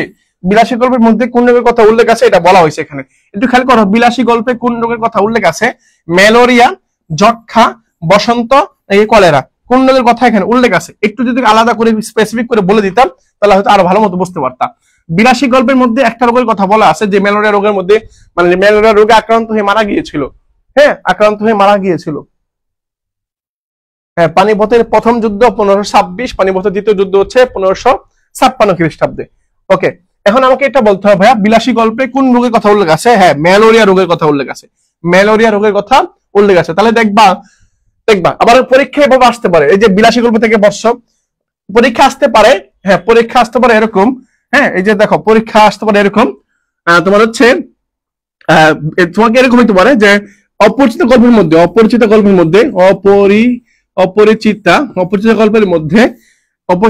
মধ্যে তোমার হচ্ছে কোন ফুলের নাম আছে, হ্যাঁ, কোন পোকার নাম আছে, বা কোন কালের নাম আছে, কোন তোমার হচ্ছে যানবাহনের নাম আছে, যেমন রেলগাড়ি এটা যানবাহন, হ্যাঁ, এরকম নাম আছে। এগুলো একটু ভালোভাবে দেখে রাখবা। এগুলো দেখতে হবে, তুমি যখন ভালো মতো পড়বা দেখবা এটা ভালো মতো পড়তে সাথে করে ফেলবা, তখন দেখবা তোমার এগুলো ইজিলি মনে হচ্ছে। ম্যালেরিয়া কথা বলছি, বিলাসী গল্পের কথা নাম চলে আসছে, এগুলো তুমি ইজিলি পারবা ভাইয়া। ওকে, তাহলে ম্যালেরিয়ার সঠিক উত্তর ম্যালেরিয়া। পরে আসি, দেখো তোমার নাম কি? কল্যাণীকে কে জিজ্ঞেস করলো তোমার নাম কি? হ্যাঁ, তোমার নাম কি? এখন এই সব প্রশ্নগুলো উত্তর পারতে হলে তোমার কি করতে হবে ভাইয়া? এই সকল প্রশ্নগুলো উত্তর পারতে হলে তোমাকে অবশ্যই বই পড়তে হবে। কি পড়তে হবে? বই পড়তে হবে। তোমার নাম কি? হ্যাঁ, তোমার নাম কত সুন্দর করে বলছে, বুঝছো? মানে মানুষের জীবনের পরিচয় শুরুটা হয়েছে তোমার নাম কি দিয়ে। মনে করো একজন বাংলা সিনেমার নায়ক নায়িকা কি হয়, এরা মনে করো একদম স্কুলে যাবে, কলেজে ভার্সিটিতে ভর্তি হবে, সিঁড়িতে উঠবে, পরে দেখা খাবে একটা, পরে নায়িকার হাতে বইগুলো সব পড়ে যাবে, নিচে পড়ে যাবে, নায়ক এসে তুলে দিবে। হ্যাঁ, নায়ক তুলে দিবে, চোখ রাখবে, বুঝছো? চোখ রাখবে, পরে কি হয়ে যাবে আস্তে আস্তে তোমার নাম কি, তোমার বাসা কোথায়, এটা সেটা আস্তে আস্তে অনেক কিছু হয়ে যাবে। পরবর্তীতে এই যে কাহিনী, এই ছবি হয়ে গেছে, ছবি শেষ। এই যে ধাক্কা খাওয়ার পরে মানে ওনাদের সাথে যে ধাক্কা খাইলো, পরিচয় হইলো, ছবি শেষ। মাঝখানে একটা ভিলেন আসবে, আচ্ছা মারামারি করবে, ছবি শেষ, বুঝছো? ছবি এটাই ছবি, কিন্তু এটাই চলে, এটাই হচ্ছে, বুঝছো? ছবি শেষ, বুঝছো? ধাক্কা করার পরে কাহিনী হবে, ছবি শেষ। তোমার নাম কি বলো তো? তোমার নাম কি? এটাকে জিজ্ঞাসা করছে, এটা জিজ্ঞাসা করছে হচ্ছে আমাদের কে ভাইয়া? আমাদের হচ্ছে অনুপম মা জিজ্ঞাসা করছিল যে তোমার নাম কি, তোমার নাম কি? কারণ হচ্ছে অনুপম তো সাহসটি নাই যে একটা মেয়েকে জিজ্ঞাসা করবে তোমার নাম কি, কারণ সে বিএ পাস, সে এমএ পাস, সে দেখতে সুন্দর, সে সবকিছু মানে সে পড়াশোনা চুকাই ফেলছে, সবকিছু শেষ করে ফেলছে। হ্যাঁ, আর উমিদারি কোনো ইচ্ছা নাই, সবকিছু জানে বা সবকিছু বোঝে, সবকিছু পড়াশোনা সব শেষ, বাট এই সাহসটুকু তার নাই যে একটা মেয়েকে জিজ্ঞাসা করবে তোমার নাম কি, সেই সাহসটুকু অনুপমের নাই। তাহলে অনুপম কি এখানে? অনুপম বাদ, ডিসকোয়ালিফাই। অনুপম হচ্ছে ডিসকোয়ালিফাই। ধাক্কাই খাই কেন? হ্যাঁ, প্রশ্ন হচ্ছে ধাক্কা কত রাস্তা আছে? আচ্ছা, ওই ধাক্কা খেলো কেন, মানে কত রাস্তা আছে না, একটা সিঁড়ি তো অবশ্যই মানে ওয়েট থাকে বেশি। হ্যাঁ, তো যেতে পারে না, কেন ধাক্কা খাবে? নায়িকাও কেন ধাক্কা খাবে? হ্যাঁ, ছবি হবে সেদিন ধাক্কা খাবে, সহজ কথা। শুরু করতে হবে অনুপম বাদ, অনুপমের মা, হচ্ছে অনুপমের মা। এরপর আসি ভাই, দেখো এরপরে কি আছে দেখি। এরপরে টাকে আসি, এখানে দেখি তোমার নাম কি মিয়া। এরা যদি আমি একটু আলো বিশ্লেষণ করি তাহলে তোমাকে আর একটু ভালো মতো বুঝতে পারবো। এই গল্পের মধ্যে কল্যাণী আছে না, এই কল্যাণী সম্পর্কে পরীক্ষায় দুইটা প্রশ্ন আসে। একটা হচ্ছে কল্যাণী বিয়ের সময় তার বয়স কত ছিল, আর ট্রেনে যখন ছিল তখন তার বয়স কত ছিল, আর যখন গল্প লেখা হয় তখন তার বয়স কত ছিল। কি রে, সরি, হ্যাঁ, এটা কি বলছি? বিয়ের সময়, অর্থাৎ বিয়ের সময়, বিয়ে তো হয় নাই, বাট ওই যে বিয়ের সাজগাজ ওই যে সময় কত বয়স ছিল। ট্রেনে যাওয়ার সময় তার বয়স কত ছিল, আর গল্প যখন, অর্থাৎ আজ, ওই যে বলছি না আজ আমার বয়স 27, ওই সময়টাতে গল্পের সময়, হ্যাঁ, আজ তার বয়স কত, অর্থাৎ আজ আজ তার বয়স কত, বিয়ের সময় কত ছিল, বিয়ের সময় কত ছিল, ট্রেনে যাওয়ার সময় কত ছিল, এবং হচ্ছে তোমাদের হচ্ছে কি বলি, আজ তার বয়স কত। হ্যাঁ, আজ তার বয়স কত, এই যে পারতেছো তোমরা। তাহলে বিয়ের সময় তার বয়স ছিল 15 বছর, 15 বছর, আর আজ তার বয়স হচ্ছে 19 বছর। কত বছর? 19 বছর। 19 বছর, মাঝখানের বছরটা কি বলতে হবে, মাঝখানে যে বছরটা ছিল এটা কত ছিল। মানে বিয়ের সময় তার বয়স ছিল 15 বছর, এটা তোমরা জানো, 15 বছর ছিল। আর আজ তার বয়স হচ্ছে কত? 19 বছর। কিন্তু ট্রেনে যাওয়ার সময়, মানে যে এই জায়গাটায় তার বয়স কত ছিল, এই জায়গাটা তার বয়স কত ছিল। হ্যাঁ, ট্রেনে যাওয়ার সময় বলে 23। চিন্তা করছো, ট্রেনে যাওয়ার সময় বলে 23 বছর। আজকে তার বয়স হচ্ছে মাত্র 19। হ্যাঁ, ট্রেনে যাওয়ার সময় 23 হবে কেন? হ্যাঁ, ট্রেনে ছিল 16-17। তাই তো, গুড। ট্রেনে ছিল 16 থেকে 17, এরকম একটা বয়স উল্লেখ করা হয়েছে আর কি। 16 থেকে, হ্যাঁ, গল্প শেষের সময় তো 19, ট্রেনে যাওয়ার সময়, বিয়ের সময়, হ্যাঁ তো, গুড, 16-17, অর্থাৎ 16 থেকে 17 এর মধ্যে তার বয়স ছিল। পারছো তাহলে? ওকে ভাইয়া, ডান, তাহলে তোমার পারছো। হ্যাঁ, পারছো ভাইয়া। এখন এই গল্পের মধ্যে আরেকটা কথা উল্লেখ আছে, এই গল্পের মধ্যে আরেকটা কথা উল্লেখ আছে, একটা ব্যক্তির বিয়ের সম্পর্কে তার বিশেষ মত ছিল। বিয়ের সম্পর্কে, হ্যাঁ, বিয়ের সম্পর্কে বিশেষ মত কার ছিল? প্রশ্ন হচ্ছে এটা, বিশেষ মত, বিশেষ মত কার ছিল? বিশেষ মত কার ছিল? অর্থাৎ বিয়ের সম্পর্কে একজন ব্যক্তির বিশেষ মত ছিল, কারণ সেই ব্যক্তিটা কে? সেই ব্যক্তিটা কে? বিয়ের সম্পর্কে একটা বিশেষ মত ছিল, কারণ কার মত ছিল এটা? মতটা কার? এই মতটা কার ছিল? হ্যাঁ, হ্যাঁ, মামার একটা বিশেষ মত ছিল। মামার একটা কি ছিল? মামার একটা বিশেষ মত ছিল। আর সেই মতটা হচ্ছে কি ভাইয়া? সেই মতামত বা ধারণাটা বা বিশেষ মতামতটা, স্পেশাল যে ডিমান্ড আর কি, সেটা হচ্ছে কি, ধনির কন্যা তার কি, তার পছন্দ না। বিয়ে করবে অনুপম, পছন্দ করতেছে তার মামা, পছন্দ না। ধনির কন্যা তার কি না? পছন্দ না। ধনির কন্যা তার কি না? পছন্দ না। ওকে, তাহলে আমার শেষ ভাই, এটা হয়ে গেছে ভাই, আমার হয়ে গেছে। ওকে, পরবর্তী ভাই আমি আসি। ওকে, পরবর্তী প্রশ্ন আসবো, দ্রুত আসবো। নিচের কোনটি স্পর্শ ব্যঞ্জন? এখন প্রশ্ন আসি ভাই, স্পর্শ ব্যঞ্জন জিনিসটা আছে কি, দ্রুত আগামা শেষ করতে পারবা। স্পর্শ ব্যঞ্জন কি ব্যঞ্জন ভাই? স্পর্শ ব্যঞ্জন। এখন স্পর্শ ব্যঞ্জন জিনিসটা আসলে কি, তোমাকে আগে একটু বোঝাই। স্পর্শ ব্যঞ্জন হচ্ছে যেগুলো উচ্চারণ করতে আমাদের যে জিনিসগুলো ইউজ করা হয়। স্পর্শ ব্যঞ্জন হচ্ছে 25টা। কয়টা? 25টি। কয়টি ভাইয়া? সরি, আরে কয়টা ভাইয়া? 25টি। কয়টি? 25টি। স্পর্শ ব্যঞ্জন কয়টা? আমার 25টা। কিভাবে মনে রাখবা? 25টি। কয়টি? 25টি। কিভাবে? একটা হচ্ছে ক থেকে ম পর্যন্ত। ক থেকে ম পর্যন্ত যা আছে এগুলো সবগুলোকে বলা হয় স্পর্শ ব্যঞ্জন, বা তোমার হচ্ছে বর্গীয় বর্ণ বলা হয়। এগুলোকে কি বলা হয়? এগুলোকে স্পর্শ ব্যঞ্জন বলা হয়। স্পর্শ ব্যঞ্জন বলা হয়। পাশাপাশি এগুলোকে বলা হয় বর্গীয় বর্ণ। তাহলে বর্গীয় বর্ণ আর স্পর্শ ব্যঞ্জন একই কথা, সেম কথা, ঠিক আছে? স্পর্শ বর্ণ সেম কথা। এখন বলেছে কি 25টি। কয়টা ভাইয়া? 25টা। ওই কি থেকে কি পর্যন্ত? ক থেকে ম পর্যন্ত। এখন দেখো তো এই অপশনে খেয়াল করো, এই অপশনের মধ্যে এমন কোন বর্ণটা আছে যেগুলো ম এর পরে, মানে ক থেকে ম এর মধ্যে নাই, তাহলে সেগুলো বাদ। ক থেকে ম এর মধ্যে হ আছে না? হ নাই। অনুষ্ঠ বিষয়গত ছাদ এগুলো নাই, ঝ এগুলোও নাই, তার সঠিক উত্তর কোনটা আমার ভাইয়া? এটা হচ্ছে চ, ছ, জ, ঝ, ই, এই যে এগুলো, এই তালব্য বর্ণ, এগুলো হচ্ছে আমার কি, দেখো তাহলে সঠিক উত্তর হচ্ছে আমার সি নাম্বারটা। সঠিক উত্তর হচ্ছে আমার সি নাম্বারটা। তাহলে কি মনে রাখবা? স্পর্শ ব্যঞ্জন কয়টা? উত্তর হচ্ছে 25টি। বর্গীয় বর্ণ কি? বর্গীয় বর্ণ হচ্ছে স্পর্শ ব্যঞ্জনের এক ভাই আর কি, মানে মুদ্রা এপিট আর ওপিট, তো এক লাউ আর কদুর মতো আর কি। স্পর্শ ব্যঞ্জন কয়টি? 25টি। কি? ওই যে ক থেকে ম পর্যন্ত যা সবগুলো স্পর্শ ব্যঞ্জন। এই স্পর্শ ব্যঞ্জনকে আবার কয়টা ভাগে ভাগ করেছে? 5টা ভাগে ভাগ করছে। কয়টা ভাগে? এই স্পর্শ ব্যঞ্জন অর্থাৎ 25টা বর্ণকে আমরা 5টা ভাগে ভাগ করছি। ওই যেটা একটু আগে লিখে দিয়েছিলাম না, কণ্ঠ, তালব্য, মূর্ধন্য, দন্ত আর হচ্ছে কি উষ্ঠ, এই 5 ভাগে ভাগ করছি। এই 5টা ভাগকে একেবারে সহজ করে মুখস্থ করে বাঙালি দেখতে পাবে, ক, চ, ট, তারপর হচ্ছে ত, আর হচ্ছে কি, আর একটা হচ্ছে প। এই যে ক, চ, ট, ত, প, শেষ। ক, চ, ট, ত, প, ক, চ, ট, ত, প, ক, চ, ট, ত, প, শেষ। ক, চ, ট, ত, প, শেষ। ক, চ, ট, ত, প, হয়ে গেছে। বুঝতে পারছো? হয়ে গেছে। ক, চ, ট, ত, প। প্রিয় ভাইরা, হয়ে গেছে না? ওকে, ঠিক আছে, তাহলে শেষ। এই 25টা মনে রাখবে এইভাবে। এরপর আসি ভাই, দেখা উত্তর সঠিক উত্তর সি নাম্বার। হ্যাঁ, নিচের কোনটি বাংলা ব্যাকরণের আলোচ্য বিষয় নয়? আলোচ্য বিষয় না, বাংলা ব্যাকরণের আলোচ্য বিষয় না। এখন তোমাকে ভাই করতে হবে বাংলা ব্যাকরণের আলোচ্য বিষয় কয়টা। আলোচ্য বিষয় জিনিসটা কি?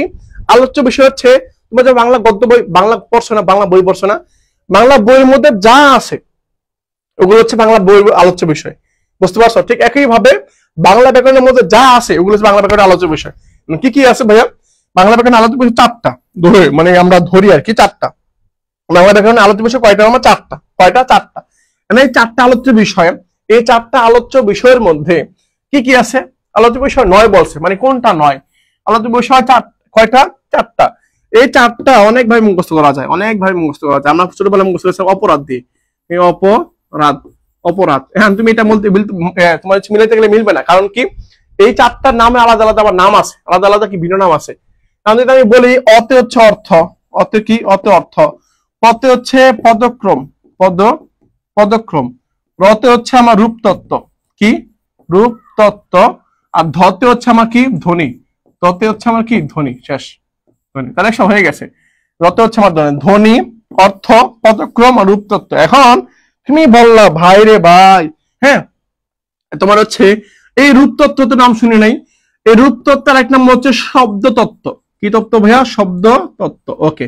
এই পদক্রম যেটা আছে, এই পদক্রমের এক নাম হচ্ছে বাক্যতত্ত্ব, বাক্যতত্ত্ব। শেষ। এখন আবার মিলাও তো, এখন মিলাও, এখন মিলাও, তাহলে পারবা। তাহলে সঠিক উত্তর হচ্ছে রসতত্ত্ব আবার করতে আসবে। তাহলে সঠিক উত্তর হচ্ছে এটা, রসতত্ত্ব। রেখে দিল রে রসতত্ত্ব। তাহলে সঠিক উত্তর কোনটা? এটা, এটা বাদ, এটা বাদ হয়ে যাবে। তাহলে ধ্বনিতত্ত্ব আছে, বাক্যতত্ত্ব আছে, রসতত্ত্ব নাই, শব্দার্থ আছে। শব্দার্থ মানে অর্থতত্ত্বের মধ্যে পড়ে আর কি। ওকে, তাহলে হয়ে গেছে ভাই। হ্যাঁ, হয়ে গেছে। এখন পরীক্ষা আরেকবার প্রশ্ন আসতে পারে এভাবে, বলছে সন্ধি, বলছে এইটাও যা সেটা বলছে সন্ধি। এই সন্ধি ব্যাকরণের, হ্যাঁ ব্যাকরণের, ব্যাকরণের কোন অংশে, কোন অংশে আলোচনা করা হয়? কোন অংশে কি করে আলোচনা, আলোচনা, আলোচনা করা হয়? হ্যাঁ, কোন অংশে আলোচনা করা হয় একটু বলতে হবে। মানে সন্ধি, এই সন্ধি জিনিসটা ব্যাকরণের কোন অংশে আলোচনা করা হয়? ব্যাকরণে কোন অংশে আলোচনা করা হয় এটা তোমাকে জানতে চাইছে, বুঝছো? সন্ধি ব্যাকরণে কোন অংশে আলোচনা করা, এটা তোমাকে বলছে। এখন তোমাকে উত্তর করতে হবে, তোমাকে এটা উত্তর করতে হবে কোন অংশে আলোচনা করা হয়। হ্যাঁ, এখন এই যে যে তথ্যগুলো তোমাকে বলছি, ধ্বনি তত্ত্ব, বাক্য তত্ত্ব, তত্ত্ব, শব্দার্থ, এগুলোর মধ্যে এই সন্ধি এটার মধ্যে আলোচনা করা হয়, এটার মধ্যে আলোচনা করা হয়। এখন বলতে হবে যে এই সন্ধি ব্যাকরণে কোন অংশে আলোচনা করা হয়। একটু খেয়াল করো, তুমি কিভাবে মনে রাখবা, তুমি কিভাবে মনে রাখবা যে আসলে এটা কিভাবে উচ্চারিত হয়। একেবারে সহজ করে যদি তোমাকে বুঝায় বলি তাহলে তুমি হয়তো ভালো মতো বুঝতে পারবা। এই যে ধ্বনি, বুঝছো? এই ধ্বনি, ছোটবেলার যে ধ্বনি আমরা শিখছি না, আমরা ধ্বনি, মহেন্দ্র সিং ধোনি ইন্ডিয়ার প্লেয়ার, খেলোয়াড়। এই ইন্ডিয়ার খেলোয়াড় যে আছে, এই ইন্ডিয়ার খেলোয়াড় হচ্ছে কি? ধ্বনি। এই ধ্বনি মাঝে মধ্যে কি করে বউর সাথে, তুমি দেখছো না, তোমার কিছুদিন আগে দেখছো কিন্তু, যে ফ্রান্সের প্রেসিডেন্ট, ফ্রান্সের প্রেসিডেন্ট বউর হাতে কি গেছে? বউর হাতে আদর পাইছে, বুঝছো? বিমানের দরজা খুলেই বউ আদর করছে, বুঝছো? ওরকম। তাহলে যে ধ্বনি মাঝে মধ্যে কি হয় জানো তো, মানে রাষ্ট্র চালানো সহজ কিন্তু বউ চালানো কঠিন। এই ধ্বনি, এই ধ্বনি মাঝে মাঝে, মাঝে মাঝে, সবসময় না, মাঝে মাঝে বউয়ের সাথে, ধ্বনি বউয়ের সাথে, বউ এর, এর সাথে, এর সাথে, এর সাথে নয় ছয় করে মাঝে মধ্যে, বুঝছো? নয় ছয় করে মাঝে মধ্যে, নয় ছয় করে, বুঝছো? এই নয় ছয় করে, নয় আর ছয়, নয় আর ছয় করে, অর্থাৎ নয় ছয় করে, নয় ছয় করে কি করে পরবর্তীতে কি করে? আবার সন্ধি করে। সন্ধি মানে কি? আবার মিলে যায়। আবার কি করে? মিলে, মিলে যায়। কিভাবে মিলে যায়? ওই যে যখন রাগ করে তখন ধ্বনি কি করে? ধ্বনি একটা একটা ফুচকা নিয়ে আসে, বেলপুরি নিয়ে আসে, একটা ফুচকা, বেলপুরি, পরে বার্গার, তারপরে স্যান্ডউইচ, পরে হচ্ছে কি মিক্সড বক্স, এই যা এই জিনিসগুলো নিয়ে আসে, পরে কি হয়ে যায়? সন্ধি হয়ে যায় আর কি, মানে মিলন হয়ে যায়, মিলে যায় আর কি। ঝগড়া বিদ্যা সব ভুলে যায় আর কি, একটু পরে আগে যা হয়েছিল সব ভুলে যায়। এখানে যে ধনী ভাই, এই ধনী ভাই, এই ধনী ভাই, এই ধনী ভাই বউ এর সাথে নয় ছয় করে কি করে? সন্ধি করে। এর মানে কি? এর মানে হচ্ছে বতে হচ্ছে আমার বর্ণ, বতে বর্ণ, বতে বানান, বতে বানান। তাহলে বর্ণ বানান পাইলাম। রস্যাউতে কি? রস্যাউতে আমার উচ্চারণ, রস্যাউতে কি? উচ্চারণ। হ্যাঁ, উচ্চারণ, উচ্চারণ। পরে হচ্ছে নতে নত্য বিধান, সতে সত্য বিধান আর সন্ধি। এই যে বর্ণ, বানান, উচ্চারণ, নত্য বিধান, সত্য বিধান আর সন্ধি, এই সবগুলো হচ্ছে আমার কি? ধ্বনিতত্ত্ব আলোচ্য বিষয়, ধ্বনিতত্ত্বের আলোচ্য বিষয়। ওকে,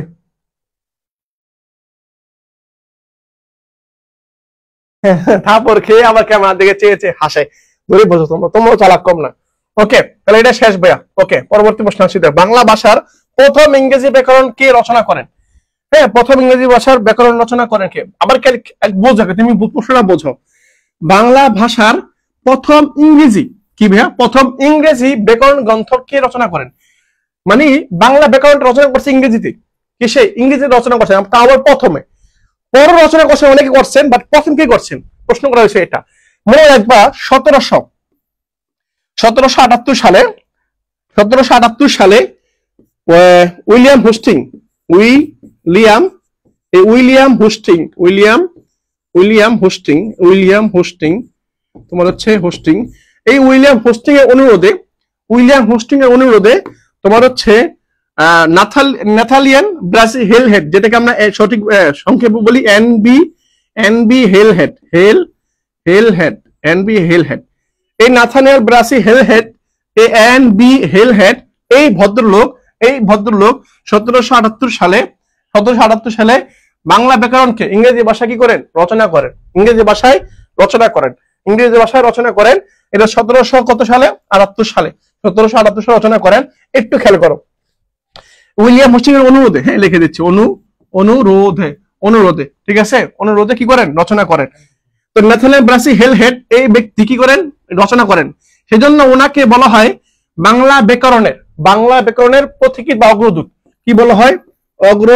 অগ্রদূত বলা হয়, মনে রাখবা। এবং তাকে কি বলা হয়? অগ্রদূত বলা হয়। ভাইয়া পিডিএফটা দেন না, ভাইয়া পিডিএফটা দেওয়া যাবে না ভাই। হ্যাঁ, পিডিএফটা ক্লাস করো, সুন্দর মতো নোট করো, পিডিএফটা দেওয়া যাবে না ভাই। হ্যাঁ, আমরা পিডিএফটা দিলে কি হয়? অনেক সমস্যা দেখা যায়, সেজন্য ভাইয়া আমরা সরি। তোমরা কি করবা? এগুলো সুন্দর মতো শিখে নিবা, এখান থেকে শিখে নিবা। ওকে, ঠিক আছে ভাইয়া। ওকে, পরে আসি, দেখি এরপরে আসো, এই ব্যক্তির সঙ্গে একটা তথ্য তোমাদেরকে দেই। এই ব্যক্তির পরে অর্থাৎ যেই বইটা লেখছেন, বাংলা ভাষার প্রথম ইংরেজি ব্যাকরণ গ্রন্থ রচনা করেন নাথানিয়াল ব্রাসি হেলহেড। এখন এই ব্যক্তির তোমার প্রশ্ন আসতে পারে না ভাইয়া, যেই বইটা রচনা করছে সেই বইয়ের নামটা কি? হ্যাঁ, সেই বইয়ের নাম হচ্ছে কি? সেই বইয়ের নাম হচ্ছে এ গ্রামার,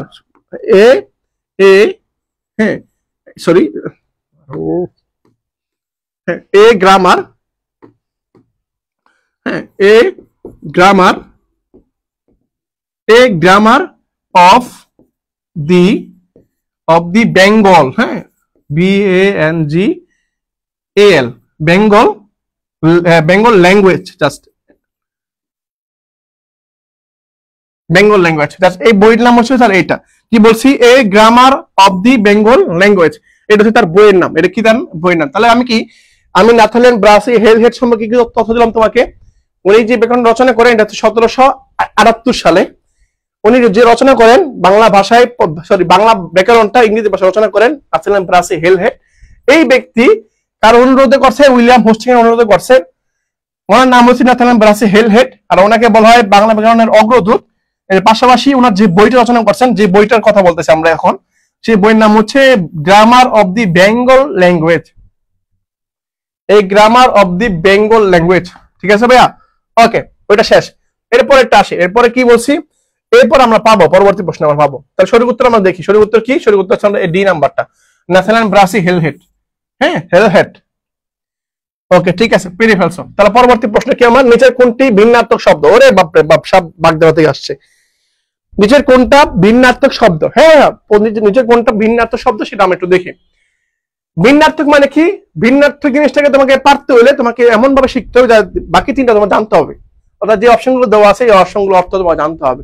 এখন তুমি বক ধার্মিক সহজ কথা হচ্ছে, একেবারে সহজ কথা হচ্ছে বন্ড। কি বন্ড? আমাদের সমাজে বন্ধু বান্ধবের মধ্যে এরকম লোক থাকে যারা বন্ড। হ্যাঁ, তো বক ধার্মিক মানে কি বলছি ভাইয়া? বক ধার্মিক মানে হচ্ছে আমার বন্ড। তুলসী বনের বাঘ মানে হচ্ছে কি? বন্ড, কপট। হ্যাঁ, এরকম ভন্ড, বলে একটা করে আর একটা। বেজা বিড়াল, এটা তো সবচেয়ে বেজা বিড়াল মানে হচ্ছে কি?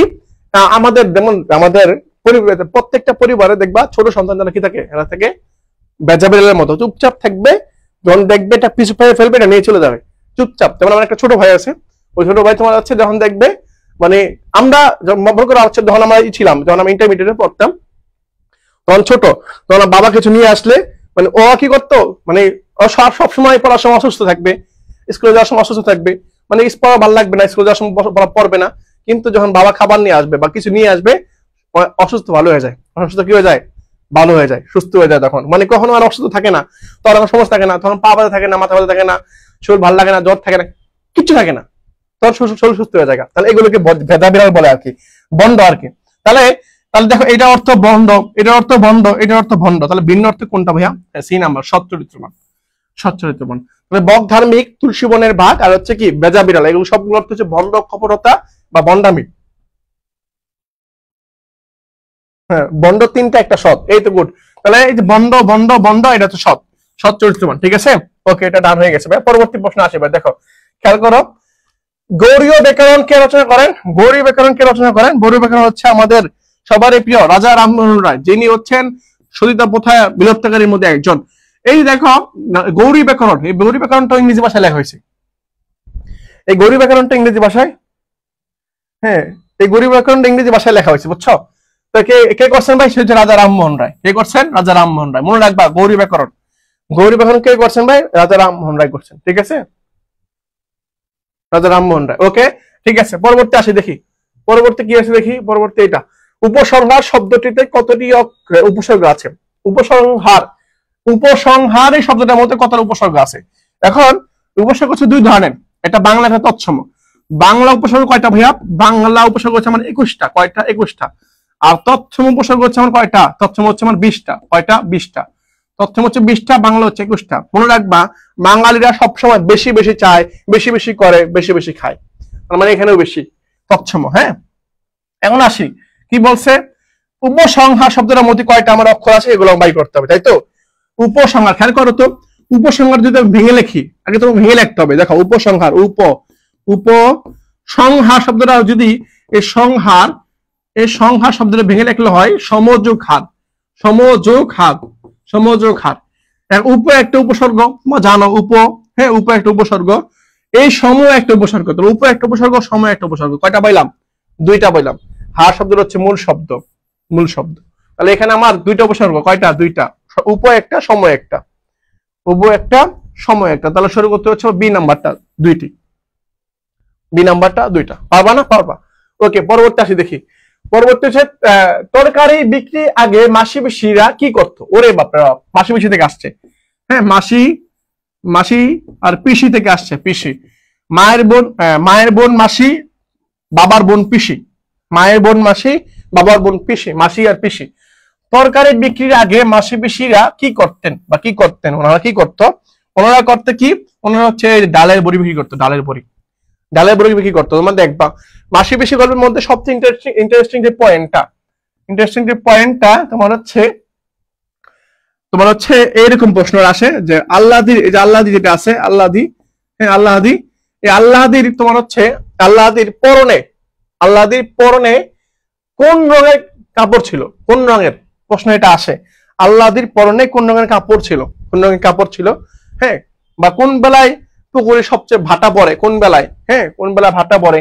এটা আসে। হ্যাঁ, উত্তর হচ্ছে ডালের বড়ি বিক্রি করতো, ডালের বড়ি, ডালের বড়ি। বলো দেখি কোন, তোমার হচ্ছে আল্লাহদির পরনে কোন রঙের, কোন রঙের শাড়ি ছিল? কোন রঙের শাড়ি ছিল? ওকে, দেখি এরপরে দেখবো আমরা পরবর্তী প্রশ্ন আসি। দেখো বাংলা ভাষায় মৌলিক ধ্বনি কয়টা? ওরে, বাংলা ভাষায় মৌলিক ধ্বনি, এই যে দেখছো এখানে বলে নাই স্বরধ্বনি, এখানে বলে নাই ব্যঞ্জন ধ্বনি, এখানে সবগুলো নিয়ে একটা হয়েছে, সেটা হচ্ছে কি বাংলা ভাষায়। বাংলা ভাষায় যত বর্ণ আছে, যত কি আছে বর্ণ আছে, বাংলা ভাষায় বর্ণ দুইটা, একটা স্বরবর্ণ, একটা ব্যঞ্জন বর্ণ। এই স্বরবর্ণ ব্যঞ্জন বর্ণের মধ্যে মোট সব মিলা মৌলিক ধ্বনি কয়টা আছে? মৌলিক ধ্বনি কয়টা আছে? এখন তুমি প্যাঁচ লাগাই ফেলবা ভাই, এখানে প্যাঁচ লাগাবে কোথায়? আমরা জানি বাংলা ভাষায় মৌলিক, বাংলা ভাষায় ধ্বনি সংখ্যা হচ্ছে কয়টা? তোমার হচ্ছে ধ্বনি সংখ্যা হচ্ছে আমার ভাই, আর বর্ণ সংখ্যা কয়টা? বর্ণ সংখ্যা ভাই আমরা হচ্ছে 50টা, 50টা ভাই। এখন এর মধ্যে মৌলিক ধ্বনি কয়টা? মৌলিক ধ্বনি কয়টা এটা মনে রাখবা তুমি, তোমাকে শিখাই দিচ্ছি, তোমাকে আমি শিখাই দিই, তাহলে হয়তো পরবর্তী আর ভুল হবে না, ঠিক আছে ভাইরা? পরবর্তী আর ভুল করবে না আশা করি, একটু খেয়াল করো তাহলে বুঝতে পারবা। এই যে স্বরবর্ণের মধ্যে, স্বরবর্ণ কয়টা ভাইয়া? স্বরবর্ণ, স্বরধ্বনি লিখে, হ্যাঁ স্বরধ্বনি, স্বরধ্বনি মোট হচ্ছে আমার কয়টা? 11টা। 11টার মধ্যে 7টা, 7টা হচ্ছে আমার কি? 7টা হচ্ছে আমার মৌলিক, 7টা কি? 7টা হচ্ছে আমার মৌলিক। তাহলে স্বরবর্ণের মধ্যে আমার 7টা হচ্ছে কি? মৌলিক। আর আমার ব্যঞ্জন বর্ণের মধ্যে, ব্যঞ্জন বর্ণের মধ্যে আমার মৌলিক ধ্বনি আছে কয়টা? 30টা। কয়টা? 30টা। তাহলে মৌলিকের মধ্যে স্বরবর্ণের মধ্যে আমি পেলাম 7টা, আর ব্যঞ্জন ধ্বনির মধ্যে পেলাম আমি 30টা। তাহলে 30 আর 7 কত? 37। তাহলে সঠিক উত্তর 37। সঠিক উত্তর আমার 37। এখন তুমি যদি বলো ভাই মৌলিক বর্ণ কোনগুলা, এগুলো আমরা পরবর্তী ক্লাসে শিখাবো ইনশাআল্লাহ। হ্যাঁ, ওকে, ঠিক আছে। ওকে ওকে ওকে, ঠিক আছে। পরবর্তী আসি, দেখো আমার চলে গেছে। ওকে, পরবর্তী প্রশ্ন কি আমার? দেখে 37টা পাইছি আমি। হ্যাঁ, ওকে, পরবর্তী প্রশ্ন আছে এটা। মহাপ্রলয় শব্দের অর্থ কি? মহাপ্রলয় শব্দের অর্থ আমার কি? মহাপ্রলয় শব্দের অর্থ কি? মহাবিশ্বের সৃষ্টি, সৃষ্টির ধ্বংসকাল, আর সৃষ্টির শুরু, একদিনের যুদ্ধ। একটু ক্লিয়ার করে বলি তাহলে বুঝতে পারবা। মহাপ্রলয়, মহা মানে হচ্ছে অনেক বড় সড়ো, অনেক বড় সড়ো। প্রলয় মানে হচ্ছে ধ্বংস। প্রলয় মানে কি? প্রলয় মানে সহজ বাংলা হচ্ছে ধ্বংস। প্রলয় শব্দ হচ্ছে যুদ্ধ, ধ্বংস, এগুলো বোঝায়। হ্যাঁ, তাহলে মহাপ্রলয় মানে হচ্ছে ধ্বংস, অনেক বড় কিছু ধ্বংস। বড় কিছু কি? সেটা হচ্ছে সৃষ্টির ধ্বংসকাল। সৃষ্টির, মহাবিশ্বের সৃষ্টি হবে না, ধ্বংস হবে। তাহলে এটা বাদ, এটাও বাদ। একদিনের যুদ্ধ না, এটা একদিনের যুদ্ধ না, অনেক বড় যুদ্ধ, সেটা হচ্ছে সৃষ্টির ধ্বংস। তাহলে সঠিক উত্তর হচ্ছে আমার কি? হচ্ছে আমার এই যে এটা সৃষ্টির ধ্বংসকাল। সৃষ্টির ধ্বংসকাল, বি নাম্বারটা। হ্যাঁ, রীতিটা বলছো, ঠিক আছে ভাইয়া। ওকে, পরবর্তী প্রশ্ন দেখি। অত্যাচার শব্দটিতে কতটা উপসর্গ আছে? অত্যাচার শব্দটিতে কয়টা উপসর্গ আছে এটা আমি বাই করতে হবে আমাকে। অত্যাচার শব্দটিতে কয়টা উপসর্গ আমার আছে? এখন ভাইয়া অত্যাচার যে শব্দটা আছে এটা যদি আমি উপসর্গ বাই করি তাহলে আমার কি করতে হবে? আমাকে শব্দটা ভেঙে লিখতে হবে। শব্দটা প্রথমে ভাঙতে হবে। ভাঙে আমি অত্যাচার শব্দটাকে যদি আমি ভেঙে লিখি, অত্যাচার, অত্যাচার শব্দটার মধ্যে একটু খেয়াল করো, খেয়াল করলে বুঝতে পারবা অত্যাচার শব্দটার মধ্যে কি জফলা আছে। আমরা জানি কোন শব্দের মধ্যে জফলা থাকে তার পরিবর্তে কি হয়? রস্বীকার হয়। কি হয়? রস্বীকার হয়। তাহলে আমি লিখলাম অতি, অতি, অতি যোগ, অতি যোগ। পর কি আছে? অতি যোগ আচার আছে না? আচার, আচার আছে। অতি যোগ আচার। হ্যাঁ, অতি যোগ আচার। এখন খেয়াল করো তো, অতি যোগ আচার আছে। এখন পরে কি কি? দুইটা, ঠিক আছে। এখানে একটা আছে, আছে। চার শব্দ হচ্ছে মূল শব্দ এখানে। একটা, অতি একটা। তার সঠিক উত্তর হচ্ছে অতি যোগ যোগ 4, অত্যাচার। দেখি উত্তর কয়টা? হ্যাঁ, উত্তর হচ্ছে 2টা। শেষ। পরে আসি ভাই, দেখো রবীন্দ্রনাথ ঠাকুরের প্রথম প্রকাশিত ছোট গল্পের নাম কোনটা? এটা আমরা ক্লাসে পর্যন্ত পড়েছিলাম। আমরা যখন বেসিক ক্লাস 1 নিয়েছিলাম, 2 নিয়েছিলাম, তখন হয়তো এগুলো পড়াইছিলাম। রবীন্দ্রনাথ ঠাকুরের প্রথম প্রকাশিত ছোট গল্প, ছোট গল্প কোনটা? খেয়াল করো, তুমি ব্যস্ত লাগাবো না এখানে। এখানে যে জিনিসটা খেয়াল রাখবা সেটা হচ্ছে রবীন্দ্রনাথের প্রথম কাব্যগ্রন্থ হচ্ছে কি? একটা কাব্যগ্রন্থ। হ্যাঁ, কাব্যগ্রন্থ, কাব্যগ্রন্থ। হ্যাঁ, কাব্যগ্রন্থ। ওইটা হচ্ছে কি? কাব্যগ্রন্থের নাম হচ্ছে বনফুল। তোমার নাম শুনছো, প্রথম বনফুল। বনফুল, পরে হচ্ছে কবি কাহিনী প্রকাশের দিক থেকে। আর কবিতা হচ্ছে প্রথম ছোট গল্পের নাম করা। ছোট গল্প, ছোট গল্প কোনটা? যার মাত্র 14 বছর বয়সে, 14 বছর বয়সে সেটা করছেন আর কি। সেটা হচ্ছে কি? সি নাম্বারটা, ভিখারিনী। ওকে, ভিখারিনী পাইছে, সি নাম্বারটা। পরে আসি, দেখো দ্রুত কাব্য। কবি বিদ্রোহী কবিতাটি কোন কাব্যগ্রন্থের সংকলিত হয়েছে? মানে কবি বিদ্রোহী কবিতাটা কোন কাব্যগ্রন্থের সংকলন করা হয়েছে? হ্যাঁ, এটা হচ্ছে আমার কি? অগ্নিবীণা। অগ্নিবীণা থেকে নেওয়া হয়েছে, অগ্নিবীণা থেকে নেওয়া হয়েছে। তার সঠিক উত্তর পাইছি ভাইয়া। হ্যাঁ, সঠিক উত্তর আমরা পাইছি, ঠিক আছে। ওকে ওকে, ঠিক আছে ভাইয়া, পেয়ে গেছি আমরা। এরপরে আসি, দেখো অগ্নিবীণা পাইছি, সঠিক উত্তর হচ্ছে আমার অগ্নিবীণা। ওকে, ভিখারিনী। হ্যাঁ, এখনো বলতেছে। পরে দেখি, পরে কি আছে? আসর জমাতে অদ্বিতীয় ভদ্রলোকটার নাম কি? আসর জমাতে অদ্বিতীয় এই ভদ্রলোক হচ্ছে অনুপমের বন্ধু। অনুপমের বন্ধু। বন্ধু কাজ করে কোথায়? কাজ করে হচ্ছে কানপুরে। কাজ করে কোথায়? কানপুরে। কাজ করে কানপুরে। এই লোকটা হচ্ছে রসিক টাইপের। কি ভাইয়া? এই লোকটা হচ্ছে রসিক টাইপের।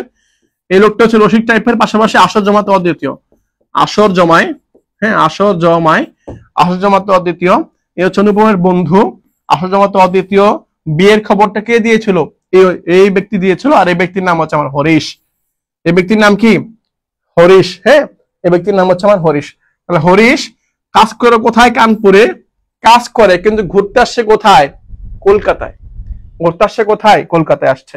ওকে, পারতেছো তোমরা? ওকে ভাইয়া, হরিশ, উত্তর হরিশ। পরে দেখি, ট বর্গীয়র পর কোন শব্দের মূর্ধন্য ব্যবহৃত হয়? অর্থাৎ ট বর্গ হয়েছে, ট বর্গের পরে কোন শব্দের মূর্ধন্য হয়েছে? ট বর্গ মানে কি? ট বর্গ মানে হচ্ছে ট, ঠ, ড, দহ হচ্ছে মূর্ধন্য। এই যে পাঁচটা, এই পাঁচটাকে বলা ট বর্গ বর্ণ। এই ট বর্গ বর্ণের মধ্যে কোনটি ব্যবহৃত হয়? কণ্ঠ শব্দের মধ্যে ট ছিল, মূর্ধন্য হয়েছে, ঠিক আছে, এটা রাইট। ঘন্টার মধ্যে মূর্ধন্য হয়েছে ট বর্গের আগে, এটা রাইট। কণ্ঠ, এটাও রাইট, তার মানে সবগুলো রাইট, তার মানে সবগুলো রাইট। তাহলে সি নাম্বার সঠিক উত্তর, আমার সি নাম্বার সঠিক উত্তর হয়ে গেছে, সি নাম্বার আমার সঠিক উত্তর। তাহলে শেষ ভাই, হ্যাঁ, তাহলে ডি নাম্বার হয়ে গেছে উত্তর। ওকে, পরে দেখো, পরে উত্তর আসি। রত্ন থেকে রতন, রত্ন থেকে কি, রত্ন থেকে রতন বলা হয়েছে। রত্ন থেকে রতন হওয়ার ধ্বনি সূত্র কি, মানে সূত্রটা কিভাবে হয়েছে এটা তুমি মনে রাখবা সবসময়, একটু মনে রাখবা। এই সবসময় না, বাট বেশ সবসময় না হয়, বাট অধিকাংশ সময় এটা হয় এরকম যে যখন দেখবা যুক্ত বর্ণ, কি বর্ণ, যখন দেখবা যুক্ত বর্ণ কি হয়েছে, ভেঙে রাখা হয়েছে, ভেঙে। যুক্ত বর্ণ যখন কি হবে, ভেঙে যাবে, কি যাবে, ভেঙে যাবে। যুক্ত বর্ণ যখন কি যাবে, ভেঙে যাবে। যুক্ত বর্ণ যখন কি হবে, ভেঙে যাবে, তখন সেটা কি হবে, তখন সেটা হবে আমার জাস্ট এখানে দেওয়া আছে স্বরভক্তি, নাকি হচ্ছে হ্যাঁ স্বরভক্তি, নাকি হচ্ছে স্বরসংগতি, নাকি অবিশ্রুতি, নাকি অপিনিয়তি। অপিনিয়তি হবে না, অবিশ্রুতি হবে না, স্বরভক্তি না স্বরসংগতি হবে, স্বরসংগতি হবে না।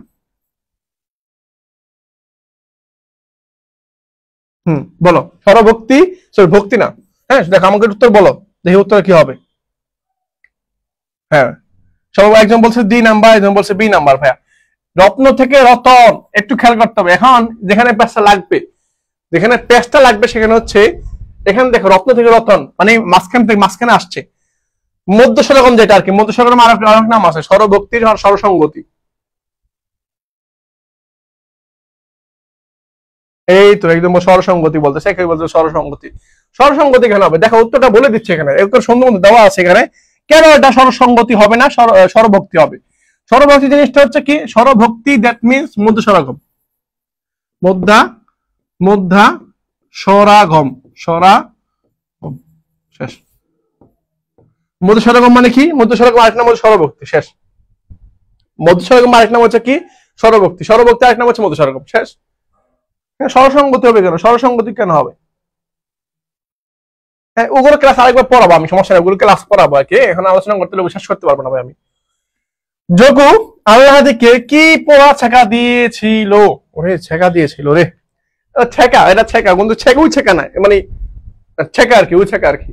যোগু আল্লাহ দিকে কি ছেঁকা দিয়েছিল, যোগু কি খায়, যোগু মানে হচ্ছে ওই যে মাঝে মধ্যে তোমার হচ্ছে লাল পানি খায়, হলুদ পানি খায়, শুকনো পাতা খায়। বিস্তারিত ভাই, বিস্তারিত হচ্ছে ওইটাই যে মধ্য সরগম আরেক নাম হচ্ছে স্বরভক্তি, মধ্য সরগম আরেক নাম কি, স্বরভক্তি। মধ্য যেমন রত্ন ছিল, কি ছিল খেয়াল করো, রত্ন, র তো হচ্ছে কি ন, রত্ন ছিল, এখান থেকে কি হয়ে গেছে, রতন হয়েছে না, রতন হয়েছে। এখন দেখো তো রত্ন শব্দটা ভেঙে লিখলে কি হয়, র প্লাস কি অ প্লাস তো প্লাস কি ন হবে, কারণ কি যুক্ত বর্ণ আছে এখানে, মাঝখানে অ নাই। হ্যাঁ রত্ন, তাহলে কি অ পাইলাম, হ্যাঁ এটা পাইছি, কিন্তু এটা যখন ভেঙে লিখবো তখন কি হবে, তখন হবে র প্লাস ও প্লাস তো প্লাস ও প্লাস হচ্ছে কি ন। এখানে একটা অ আসে অতিরিক্ত, এখানে অ ছিল না, এখানে অ ছিল না, এখানে একটা অ আসছে, কোথায় আসছে, মাঝখানে আসছে, তার মানে মধ্য সরগম। আর মধ্য সরগম অপর নাম হচ্ছে স্বরভক্তি। এটা উত্তর কি, এটা উত্তর হচ্ছে কলকে পড়া। হ্যাঁ কলকে মানে হচ্ছে এই যে তামাক খায় না, কি বলে আমরা ছোট দেখতাম ছোটবেলায়, তামাক টানে, হুকা টানে না, ওই যে ছেঁকা লাগাই দিলে ওইটাকে কলকে করা বলে আর কি।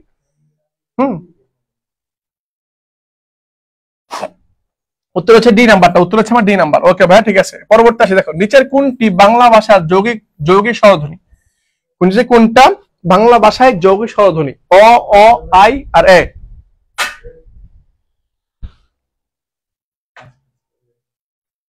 ওকে এটা বলো, নিচের কোনটি বাংলা ভাষায় যৌগিক স্বরধ্বনি, যৌগিক যৌগিক স্বরধ্বনি বলো।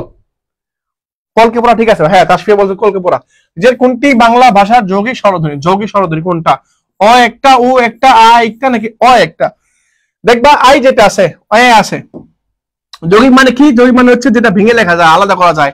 অ একটা কি, ও একটা হচ্ছে আমার কি, অ একটা হচ্ছে আমার মৌলিক বর্ণ, ও একটা মৌলিক বর্ণ, আই আছে আর একটা কি এ আছে, এ মৌলিক বর্ণ, বাকি বাকি কোনটা, সি নাম্বারটা। তাহলে সঠিক উত্তর হচ্ছে আমার সি নাম্বারটা, হ্যাঁ সি নাম্বার রাইট। এন্ড এটা কিভাবে হইলো ভাইয়া, প্রশ্ন হচ্ছে এটা কিভাবে হইলো।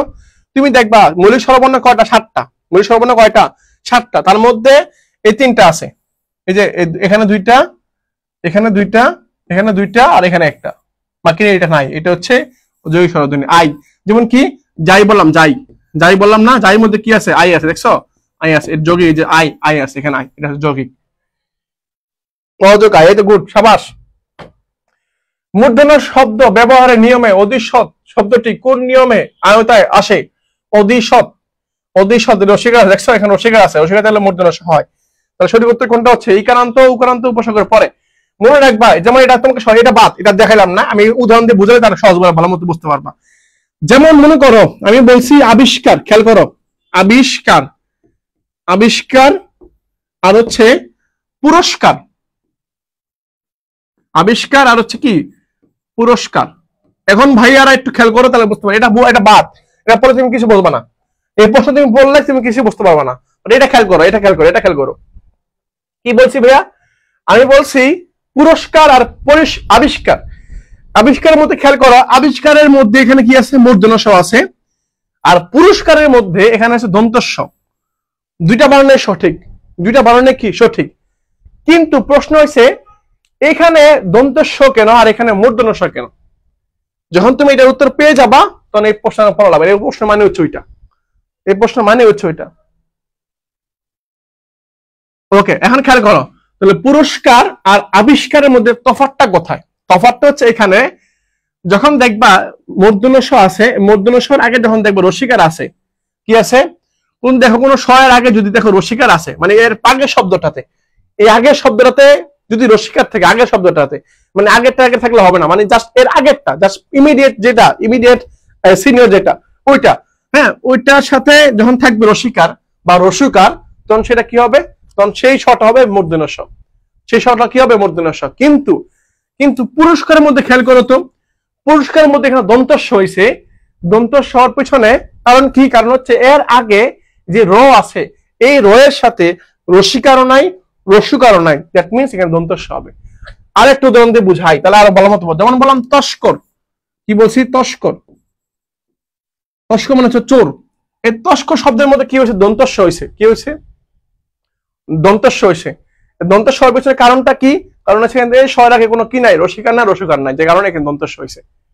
আবার বললাম পরিষ্কার, খেয়াল করো, পরিষ্কার আর পুরস্কারের মধ্যে তফাৎ আছে। পরিষ্কার, পরিষ্কারের মধ্যে দন্ত স, সরি মূর্ধন্য স হবে। পরিষ্কারের মধ্যে কি হবে? মূর্ধন্য স হবে। কারণ কি? কারণ হচ্ছে এই স এর আগে পরিষ্কার রসিকার আছে, বাট পুরস্কারের মধ্যে কোনো রসিকার নাই, রসের সাথে কি না রসিকার নাই, দন্ত স। ভাইয়ারা এসব কত সহজ। ওকে, তাহলে দেখি সঠিক উত্তর কি হবে। হ্যাঁ, সঠিক উত্তর সি নাম্বারটা।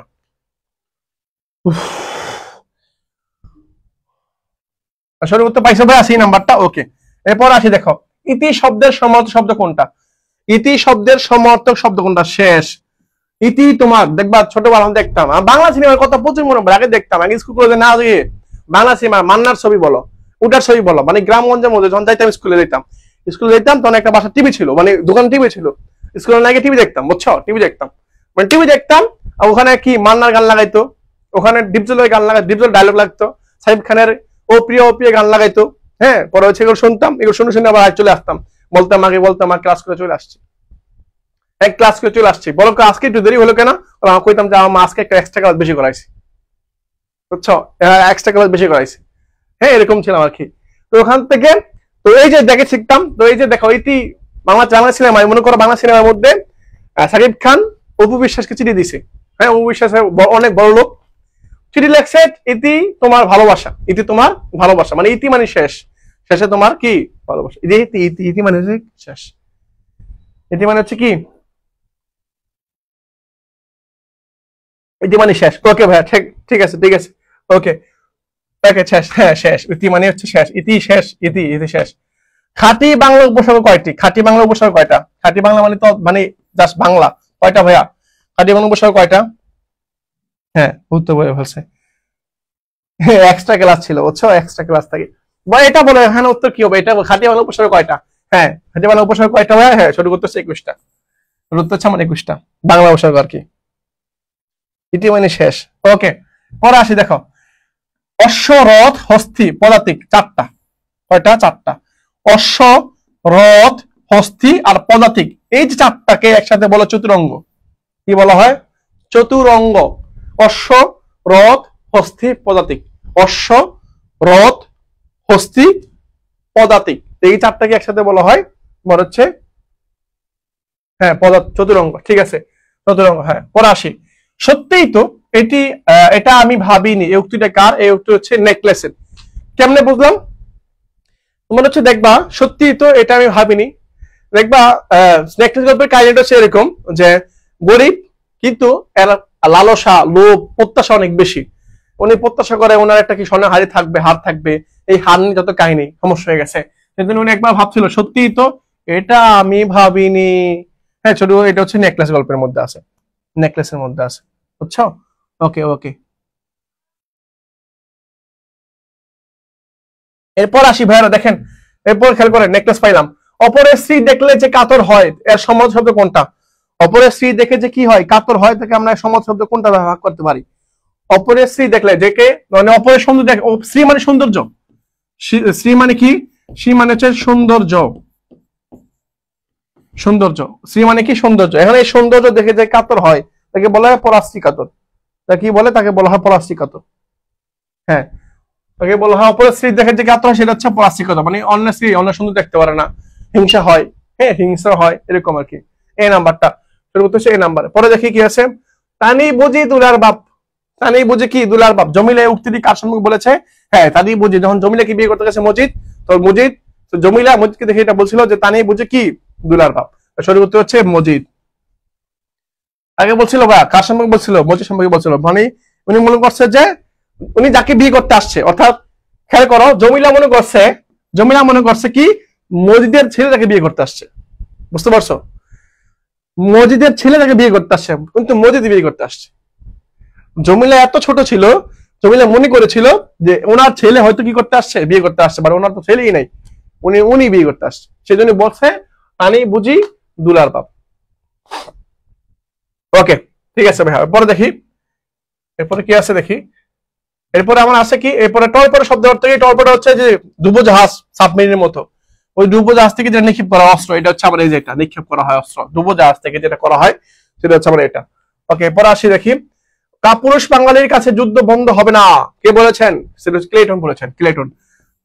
ক্লেটন বলেছিলেন কাপুরুষের কাছে কি হবে? কাপুরুষ বাঙালির কাছে যুদ্ধ বন্ধ হবে না, মানে যুদ্ধ জয় করতেই হবে, সেজন্য পেরেছে আর কি, মানে মোস্তাক আঙ্কেল বলে। হ্যাঁ ক্লেটন। কে ভাইয়া? ক্লেটন। উত্তর হচ্ছে কি ক্লেটন বলছিল যে কাপুরুষ বাঙালির কাছে কি হবে না? যুদ্ধ পরাজয় হবে না। এরপর কি বলছে? সন্ধি ব্যাকরণে কোন অংশে আলোচনা হয়? সেটা ধ্বনি তত্ত্ব, যেটা আমি আগে ক্লাসে দেখাইছিলাম, একটু আগে দেখাইছিলাম আর কি। সন্ধি ব্যাকরণের কোন অংশে? ওকে, সঠিক উত্তর হচ্ছে ধ্বনি তত্ত্ব। সঠিক উত্তর কি ভাই? ধ্বনি তত্ত্ব। পরে দেখো খেয়াল করো, পরে হচ্ছে জয়ী নজরুল ইসলাম সঞ্চিতা উৎসর্গ করেছেন কাকে? কাকে করছিলেন ভাইয়া? কাকে করছিলেন? সঠিক উত্তর হচ্ছে এই যে কাকে করছিলেন, দেখো সঞ্চিতা, সঞ্চিতা কাজী নজরুল ইসলাম, সঞ্চিতা, সঞ্চিতা হচ্ছে কার? সঞ্চিতা হচ্ছে কাজী নজরুল ইসলামের। আর সঞ্চয়িতা, হ্যাঁ এটা পরীক্ষা আসছিল একবার, সঞ্চয়িতা, সঞ্চয়িতা, এই সঞ্চয়িতা, এই যে এটা সঞ্চয়িতা কোথায় আসছে ভাইয়া? সঞ্চয়িতা হচ্ছে কার? রবি ঠাকুরের। আর ভাইয়া রবি ঠাকুরের আসছে। এখন সঞ্চিতা হচ্ছে কার? কাজী নজরুল ইসলামের। আর সঞ্চয়িতা হচ্ছে রবি ঠাকুরের, এটা মনে রাখবা। তাহলে কাকে উৎসর্গ করছেন ভাইয়া? সঞ্চিতা হচ্ছে রবীন্দ্রনাথ উৎসর্গ করছেন। ওকে ঠিক আছে, পরবর্তী প্রশ্ন আসি। হ্যাঁ পরবর্তী প্রশ্ন হচ্ছে দিক যোগ অন্ত, দিগন্ত, দিক যোগ অন্ত, ক ক আছে ক, আমরা সমান সমান বলছিলাম 1 সমান সমান 3 বা 3 সমান সমান 1, মানে কি যে ক চ ট ত ব শিখছিলাম আমরা না? এগুলো শিখছিলাম। দিক সমান সমান অন্ত, দিক যোগ অন্ত, এই যে 3 সমান সমান 1, তার মানে কি গ আছে, গড় পরিবর্তে কি হবে? ক হবে। 3 সমান সমান 1, তাহলে সেই উত্তর করতে এই নাম্বারটা 3 সমান সমান 1। এরপর আসি, এরপরে দেখি কি আছে। হ্যাঁ দিক যোগ অন্ত। ওকে এরপর আছে কি, অপরাজিতা গল্প, মেয়েটির সঙ্গে কতজন মেয়ে ছিল? কতজন মেয়ে ছিল? 2 থেকে 3 জন, 3 থেকে 4 জন, 4 থেকে 5 জন, 5 থেকে 6 জন।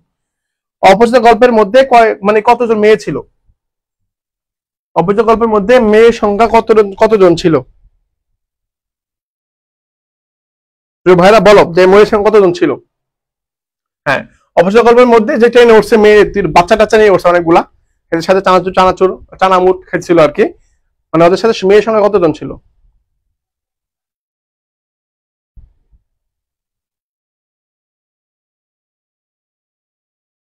এই তো এই নাম্বারটা, হ্যাঁ ঠিক আছে ভাইয়া। হ্যাঁ সঠিক উত্তর হচ্ছে 2 থেকে 3 জন, 2 থেকে 3 জন, 2 থেকে 3 জন। ওকে এরপর আসি দেখি পরে কি আছে। হ্যাঁ 2 থেকে 3 জন পাইছি। খালেক ব্যাপারীর সামনে বসে কথা বলতে অস্বস্তি বোধ করে কে? খালেক ব্যাপারীর সামনে বসে অস্বস্তি বোধ করে কে কথা বলতে? হ্যাঁ কে কে অস্বস্তি বোধ করে ভাইয়া? অস্বস্তি বোধ করে কে? খালেক ব্যাপারীর সামনে কথা বলতে অস্বস্তি বোধ করে কে? সে হচ্ছে ধলামিয়া। ধলামিয়া কেন অস্বস্তি বোধ করে? কারণ হচ্ছে ধলামিয়া বোনের বাসা থাকে, ধলামিয়ার বোনের নাম হচ্ছে তানু বিবি। এই তানু বিবি তার মানে খালেক ব্যাপারীর বউ, হ্যাঁ, কারণ সে তার বাসা যায় না, ধলামিয়া তার এলাকায় যায় না, হ্যাঁ, এলাকায় না গিয়ে বোনের বাসা থাকে, বোনের বাসায় খায়, বড় বড় কথা বলতে পারে না, সেজন্য এই শরমে লজ্জায় সে কি করে? অস্বস্তি বোধ করে কথা বলতে। হ্যাঁ, তার সঠিক উত্তর ধলামিয়া। উত্তর হচ্ছে ধলামিয়া। উত্তর হচ্ছে আমার ধলামিয়া। ওকে, পরবর্তী প্রশ্ন আসবে, দেখো পরবর্তী প্রশ্ন কি আমার? পরবর্তী প্রশ্ন হচ্ছে এই যে ধলামিয়া। প্রত্যুৎপন্নমতি শব্দের অর্থ হচ্ছে উপস্থিত বুদ্ধি। সরি, প্রত্যুৎপন্নমতি উপস্থিত বা তৎক্ষণাৎ কর্তব্যস্থ করা বুদ্ধি, উপকারী করা। প্রত্যুৎপন্নমতি মানে হচ্ছে উপস্থিত বুদ্ধি আর কি, জাস্ট প্রত্যুৎপন্নমতি উপস্থিত বুদ্ধি। দেখি উত্তরটা কি আছে, উপস্থিত বা কর্তব্য স্থির করা বুদ্ধি, মানে জাস্ট তোমাকে বলছে, মানে উপস্থিত বক্তৃতা যেমন দেই না আমরা, তোমাকে বলছে একটা বক্তৃতা দাও, তোমাকে কোনো সিলেক্ট করে দিল না কোন বিষয়, বা আগে বলে দিল না, তারা এসব বলতে হবে তোমাকে, ওইটা হচ্ছে প্রত্যুৎপন্নমতি। প্রত্যুৎপন্নমতি। ওকে, মাম থেকে নাম, যে কি হয়েছে ভাই দেখো, মাম থেকে নাম, মাম ছিল, মাম থেকে কি হয়ে গেছে? নাম হয়ে গেছে। মাম দুইটা সেম বর্ণ, মানে সমবর্ণ, দুইটা সমবর্ণ না, দুটো থেকে যখন একটা চেঞ্জ হয়ে যায় তখন সেটাকে আমরা বলি বিষমী ভবন। সেটা আমরা কি বলি? সেটা আমাকে বলি, আমরা বলি বিষমী ভবন বলি। তাহলে বিষমী ভবন মানে কি? বিষমী ভবন মানে হচ্ছে জাস্ট কি হবে? একটা চেঞ্জ হবে, এটা কি হবে? একটা চেঞ্জ হবে, এটা কি হবে? চেঞ্জ হবে, এটা মানে চেঞ্জ হবে যখন দুইটা সেম বর্ণ থাকবে, সেম বর্ণ, দুটো থেকে যখন একটা চেঞ্জ হবে, যেমন কি আছে, দুইটা ম ছিল, এখানে একটা ন হয়ে গেছে, তার মানে এটাকে বিষমী ভবন। উত্তর হচ্ছে সি নাম্বারটা। উত্তর হচ্ছে সি নাম্বারটা, এই তো পারতেছো তোমরা। ওকে, নিচের কোনটি ভিন্ন শব্দ, ভিন্নাত্মক শব্দ কোনটা? আক্কা পাওয়া মানে কি? আক্কা পাওয়া মানে হচ্ছে মারা যাওয়া। কি যাওয়া? মারা যাওয়া। আক্কা পাওয়া মানে হচ্ছে মারা যাওয়া। জমে ধরা মানে হচ্ছে মারা যাওয়া। পটল তোলা মানে মারা যাওয়া। দুধের মাছে মানে হচ্ছে সুসময়ের বন্ধু। সুসময়ের বন্ধু মানে তোমার যখন সুখের সময়, আনন্দের সময়, তখন তোমার বন্ধু আছে, বা তোমার বিপদের সময় বন্ধু নাই, এটাকে বলে দুধের মাছি।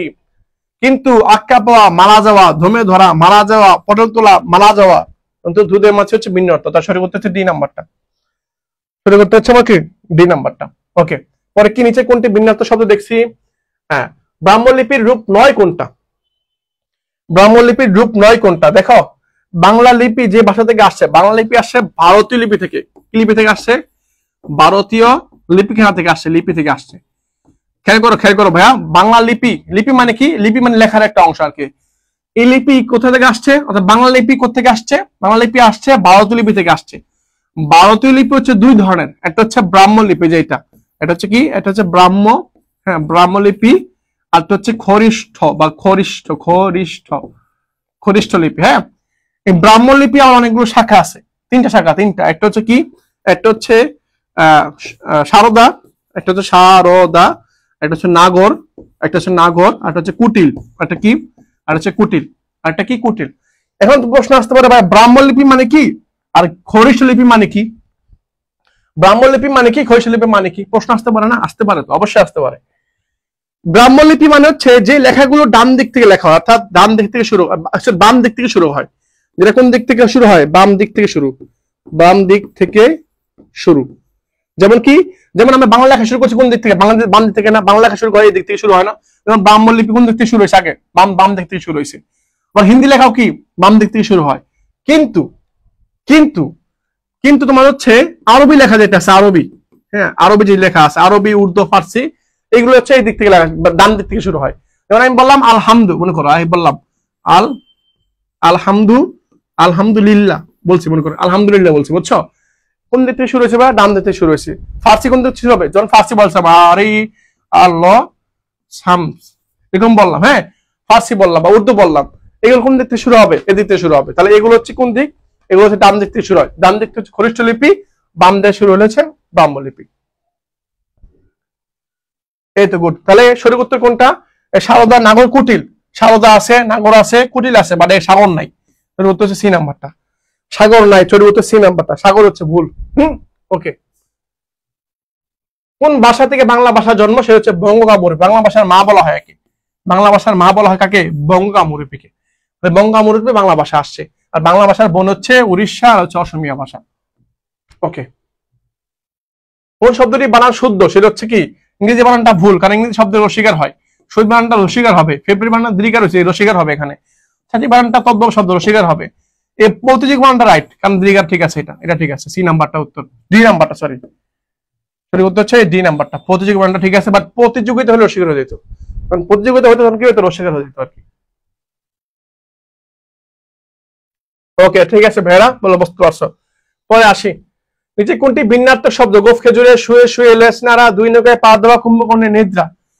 গোফ খেজুরে মানে হচ্ছে অলস, কি অলস, গোফ খেজুরে মানে হচ্ছে অলস, শুয়ে শুয়ে লেজ নাড়া এটা হচ্ছে অলস, এটা কি এটাও অলস। কুম্ভকর্ণের ঘুম, অনেক বড় ঘুম দেয় আর ওঠে না, এটাও অলস, এটাও কি অলস। ভাই দুই নৌকা বিপদে পা দেওয়া মানে হচ্ছে বিপদে পড়া, বিপদে পড়া, তাহলে সঠিক উত্তর হচ্ছে সি নাম্বারটা। কোনটা ভিন্নার্থক শব্দ সেটা হচ্ছে সি নাম্বার, কোনটা ভিন্নার্থক শব্দ সেটা হচ্ছে সি নাম্বারটা। পারছো ভাইয়া? ওই তো গুড, আলহামদুলিল্লাহ তোমরা পারতেছো। ওকে ওকে ঠিক আছে ভাইয়া, পরে আসি দেখি, পরে শেষ আর নাই। তো ভাইয়া তোমাদের অসংখ্য ধন্যবাদ, আর নাই, এখানে শেষ হয়ে গিয়েছে ভাইয়া, তোমাদেরকে অসংখ্য ধন্যবাদ। আর তোমরা যারা ক্লাসে ছিলা, তোমাদের সবাইকে ধন্যবাদ, জাস্ট ধন্যবাদ। তোমার হচ্ছে সরি, তোমাদেরকে থ্যাংক ইউ দেই, থ্যাংক ইউ, তোমাদের সবাইকে থ্যাংক ইউ। তোমাদের সবার জন্য দোয়া রইলো, দোয়া থাকবে, কারণ তোমরা সব বন্ধু ছিলাই ক্লাসের মধ্যে। আমরা একবার সবগুলো জিনিস একবার ভেঙে ভেঙে আলোচনা করছি। আমি আশা করি প্রত্যেকটা বিষয় তোমার কাছে ক্লিয়ার হয়েছে, এবং পরবর্তী ক্লাসের মধ্যে আরো ক্লিয়ার করার চেষ্টা করব। সেই পর্যন্ত তোমরা ভালো থাকবে, সুস্থ থাকবে। আর আজকের ক্লাসটা কেমন সবাই একটু জানাবো কমেন্ট করে কষ্ট করে। হ্যাঁ, ক্লাসের 2 নৌকায় পা ধরা দিয়ে দিচ্ছি, 2 নৌকায় পা দিবে তখন সমস্যা পড়ে যাবো আর কি। তো আজকে ক্লাসটা হচ্ছে এই পর্যন্তই। আমি অনেকক্ষণ 1 ঘন্টা প্লাস সময় ছিলাম তোমাদের সাথে। তো আশা করি ক্লাসের সম্বন্ধ মতো বুঝে ফেলেছো। আর আমাদের সেকেন্ড টাইম একটা পেজ চালু হয়েছে, তোমরা যারা সেকেন্ড টাইম আমাদের সাথে যুক্ত হতে চাও, যুক্ত হতে পারবা, আমাদের পেজে নক করবা, তোমাদের সাথে আবার দেখা হবে, কথা হবে। সেই পর্যন্ত সবাই ভালো থাকবে, সুস্থ থাকবে। তোমাদের জন্য ভালোবাসা রইলো, মহব্বত রইলো, দোয়া রইলো। হ্যাঁ, ভালো থাকবে, সুস্থ থাকবে। আসসালামু আলাইকুম, আল্লাহ হাফেজ।